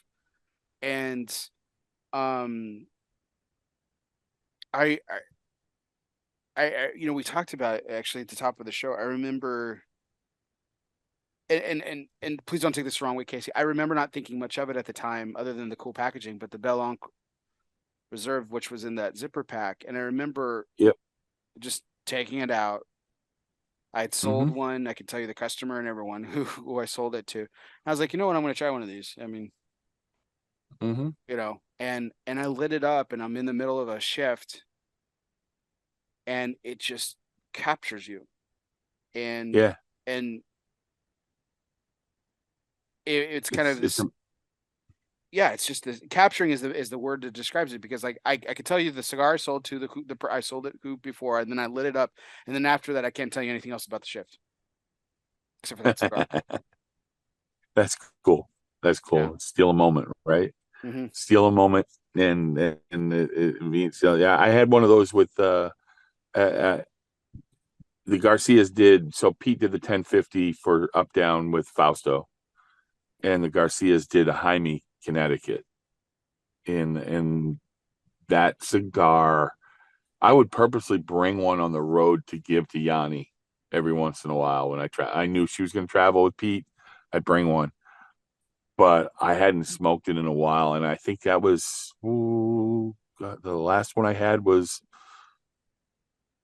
April sometime, and my health wasn't great this spring. I had some stuff going on, and I just sat Oh, I'm back on that sorry to hear porch, that. and that kind of no, that's all right. It is what it is. But it took me away. It and I don't get a lot of time to smoke on the back deck, and not, it was the back deck, it was the side deck, but whatever.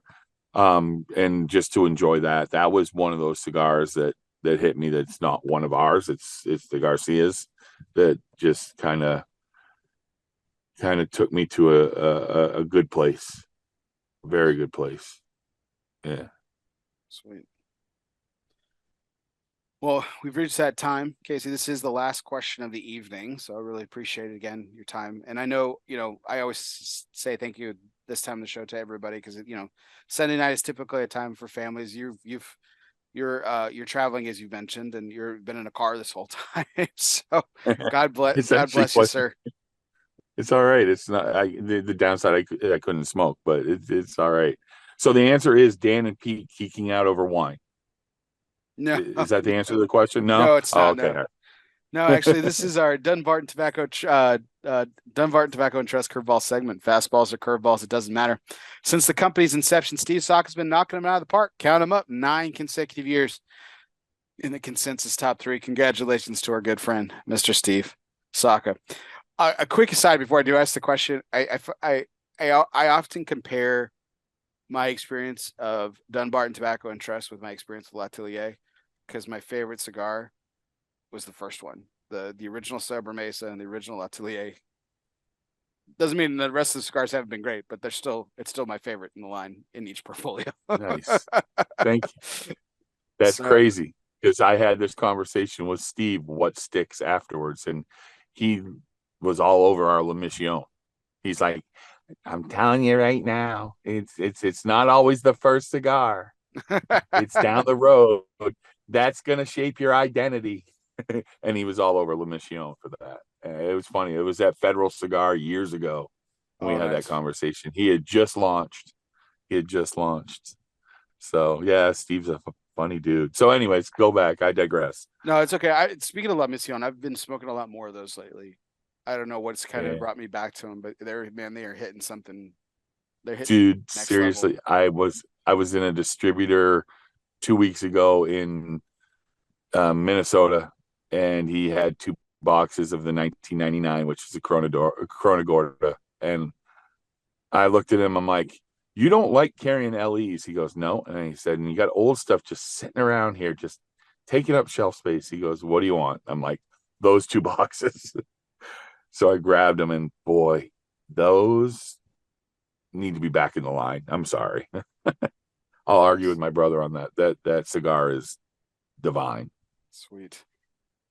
Well, this right question's size. about Anyways, this curveball segment's about you. And let's take it back to your day as an Adidas. Let's say instead of going right, L'Atelier, Surrogates, Havana Cellars, let's mm-hmm. stay left.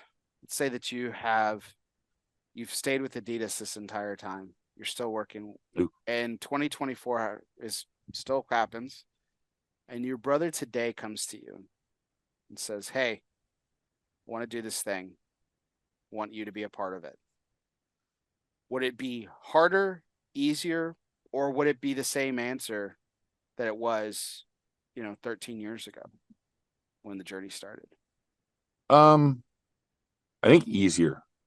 Uh, it's kind of I say that in I'm joking a little bit, but I mean, so knowing the path that Adidas took. So, Bear, I'm going to take you on another tangent. Here we go. Yeah, Right. it's great. No, So that's what this is about. I watched Ben Affleck and Matt Damon in the swoosh. Is it swoosh? The Air? Nike movie. Oh, Air. Sorry, it was Yeah. Air. So I was working for Adidas just after that. Rob Strasser, who was Jason Bateman, Right. who doesn't look anything like Rob Strasser, bought Adidas with John Louis Dreyfus. Okay. So Jason Bateman's character um, did not love Phil at all. At the end, hated Phil. And Sonny Vaccaro jumped ship with us to work at Adidas and teaching the soccer people. So I sat at round table discussions with Sonny Vaccaro. So I'm like watching Oh, this wow. movie going, I know that guy, and I know that guy, and Jason Bateman. It's so funny to watch Jason Bateman play Rob. Rob was a big dude. He was massive. He was bigger than life. And he's as big as Steve, right? Or Bold, like an Abe Dababneh brash. guy who's like this larger than life character. Yeah, It's and then watching it, they go, "Hey, Rob," and they're talking to Rob in the movie, and I'm like, "That's not Rob Strasser at all." Yeah, but no, watching that happen, right? So I watched that movie, and then I watched some young guys leave Adidas after I left to go work for Nike, and the trading off. I wouldn't have said no to my brother at all. I would have jumped ship in a heartbeat to work with my brother. It cool industry, but it was so much change, so much change. It's almost sometimes hard to palate at times. There's only like three or four guys that are still with Adidas that I knew. So yeah, so yeah, I just kind of put some timelines together. So you were with Adidas though with the Kobe coup, getting Kobe on at the time. yeah. So yeah, so I got to Adidas pre World Cup, so pre '94, and I finished up in '97. So it was Kobe, it was the Dallas Cowboys and Troy Aikman. It Mm, was Nebraska football. How about them right. apples? Yeah, that's Right? big. You know, yeah. And yeah, it was cool because we're growing up as a company. It was a little mishandled for a lot of years in the US. And Rob and John Louis Dreyfus had a lot of money behind them and a vision and disdain for Phil Knight. So yeah, I mean, the Atlanta Olympics. Yeah. I mean, the Adidas house. That was Rob and John Louis Dreyfus really pushing the envelope. They did a great job. I mean, a lot of the stuff I still wear Adidas to this day because I love the Yeah, you're wearing product. it right now. I was gonna say you got the Yeah, I got the all three over. stripes. Yeah, but yeah, the the stuff that we had done, Feet You Wear, which was something that was developed for Kobe, was way off the hook. I mean, that was so ahead of its time. And it failed. It failed in the marketplace because people couldn't understand it. And you're competing with Michael Jordan shoes, right? Right. And the drops that were happening. But Adidas was a fun company. It was fun to work for, but there were a lot of stresses. Yeah, I mean And Mambo is yeah, Mambo, but I mean you're competing against Jordan and then this other little known superstar that I don't know if people have heard of him, Tiger Woods. yeah, I mean, yeah, yeah. it's just It's no, and Phil and Sonny at the time. I mean, they don't tell you when those Nike Jordan drops are happening. Were right during times of the month where people are getting paychecks. So I mean, mind blowing that he got away with it for so many years. I mean, that the popularity was one thing, but the money I was working retail at the time when Jordan's first dropped, and I just remember working in the store in Worcester, Mass, Kangaroo Crossing, and there's a certain time of the month that the Jordans would drop, and there was a line out the door to get Jordans. I mean, I remember seeing the end of the movie, reading all the numbers that Phil Knight had to live with afterwards that Sonny agreed to. Wow, wow, pretty amazing. yeah, cool story. So you've been a Yeah, part of history in a lot of different ways. yeah, a little bit, a little bit. I was matured by the sporting goods. I'm an art major, not a shoe salesman, not a retail guy. Not I was soccer because of passion, but yeah, that was my tutelage on how to sell and how to work the marketing piece. Yeah, Those big boys, they were fun. That was cool. nice. Yeah. This isn't part of the curveball segment, but since we are talking, since curveball is baseball, Yep. 3/4 into the Breslow era, 3/4 of a season into the Breslow era. What do you give them? What grade? Rapid fire. Uh, B minus. Yeah, I'm still not sold. B yeah, minus. Shit, like we talked about, shit in the bed. Yeah, we're getting there. yeah. I like that they signed Cora for a long term. That's great. But we need some players. I mean, we're playing Moneyball right now, aren't we? It's been that way. Yeah, it The looks a lot of nondescript guys going out and doing their job. the Heimblum era was the most disgusting thing to watch in Red Yeah, Sox in the last 30 years. he had nowhere No. to go but to fail because the guy before him is he'll be the demise of Philly too. I'm sorry, Coop. Don't hate me, but the money he spends, right? Yeah. The money he just drops, and we don't have that guy in Boston that wants to spend that money now. He's got other entities. He's got LeBron in Europe doing Dunkin' Donuts commercials. He's got LeBron as a partner, right? Mm-hmm. It's insane. So yeah, yeah, it's crazy. So and we're sitting back playing Moneyball. We're playing what works numbers wise. Yeah. I don't know.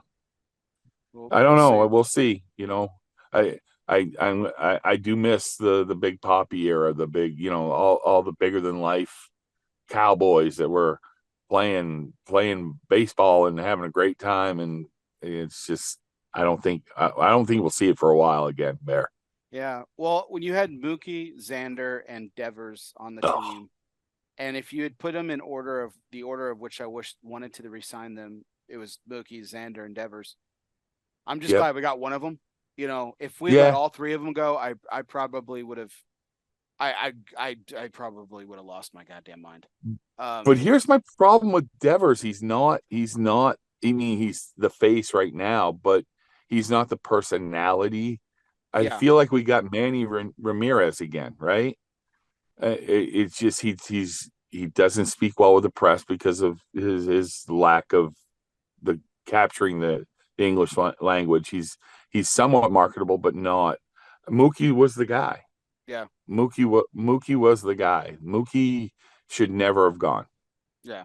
You know, you know, Back up the truck, man. It should have happened. man. Oh man, just dump the money. I mean, just that guy, and he still doesn't get enough being on the West Coast. I mean, it was just the wrong move for him too. I mean, he likes being out there, but he's not the premier guy he probably would have been in Boston. Yeah. The press would have been all over him. Well, it was that, and then they insult to injury, they underbid Xander by $100 million. Ugh. And that was just disgusting. Like, I'm like, how do you underbid by that much? Yeah. Like, and you put that through as a legitimate offer. Like, yeah, you should sign it. You should sign this contract. Like, man, I would have. Sounds like the Giants and Saquon Barkley, right? Yeah. Hey, go play the field and we'll talk later. And that's on videotape. Same thing. Just Xander should never have left, but he probably would have been. He would have been in a better place if Mookie would have stayed. It would have been a better transition. He wouldn't have been sent. And all the San Diego fans out there, I'm sorry, but he's in Siberia.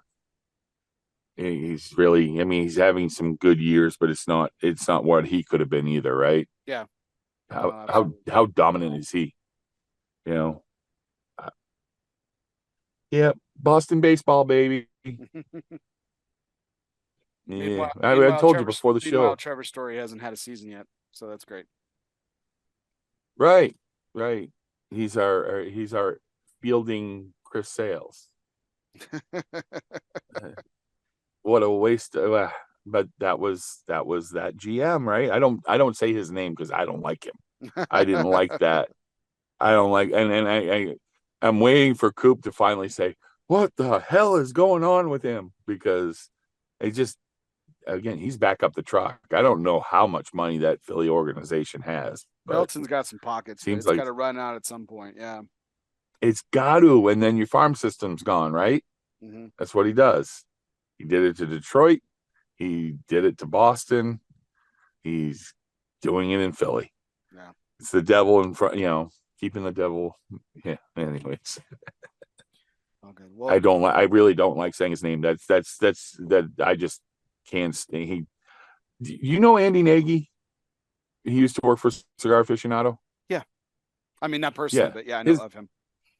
Before I got into the sporting goods industry, I worked for his dad, and that's interesting. His dad was well known in circles. Hungarian dude that loved baseball, and he was Ted Williams through and through, right? And he was a collector, and we would talk for hours about the Red Sox woes, and absolutely amazing talks with that guy. And he passed before the Sox could really go on a tear, and it's such a shame because man, he would have been all over it. And Andy and I talk about it quite a bit still, and he doesn't work at Cigar Aficionado anymore. But our group of people, the Red Sox fans are pretty stout. We get a bad rap, but we know baseball. That's for sure.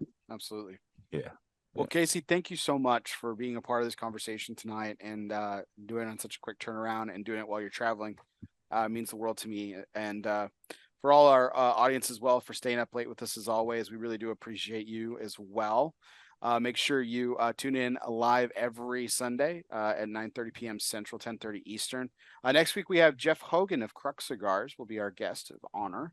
And we appreciate everyone out there. You can check out our YouTube page, ELOsoFumar. Don't forget to hit the subscribe button and also hit the little bell so you get the notification every time we post. And then if you are tuning to us later, wherever you listen to podcasts, whether that be on Apple Podcasts, Spotify, Google Play, Podbean, or wherever you listen to podcasts, including iHeartRadio, be sure to download, subscribe, and review. Tonight's audio broadcast is always courtesy of Grand Havana Cigars.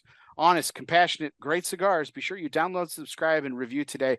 And thank you to the recent reviewer. I've been asking for this for years. gave me a 1-star review and actually gave me feedback on why I suck. So he's not really happy with the audio levels. And I've been working on that. So that's honest, constructive criticism that I really appreciate. So what bothered me for years is I had another 1-star review that didn't bother to leave feedback. They just thought I was terrible for some reason. But I don't know. I don't know why I was terrible. Haters are going to hate. Yeah, exactly. The It's haters totally are going to fine. hate. But I appreciate the constructive criticism. We are working on the audio levels. We've only done 301 of these. So, I mean, we're going to figure it out one of these days. So, but thank you. So make sure you download, subscribe, and review today. Tonight's audio broadcast is courtesy of Grand Habano Cigars.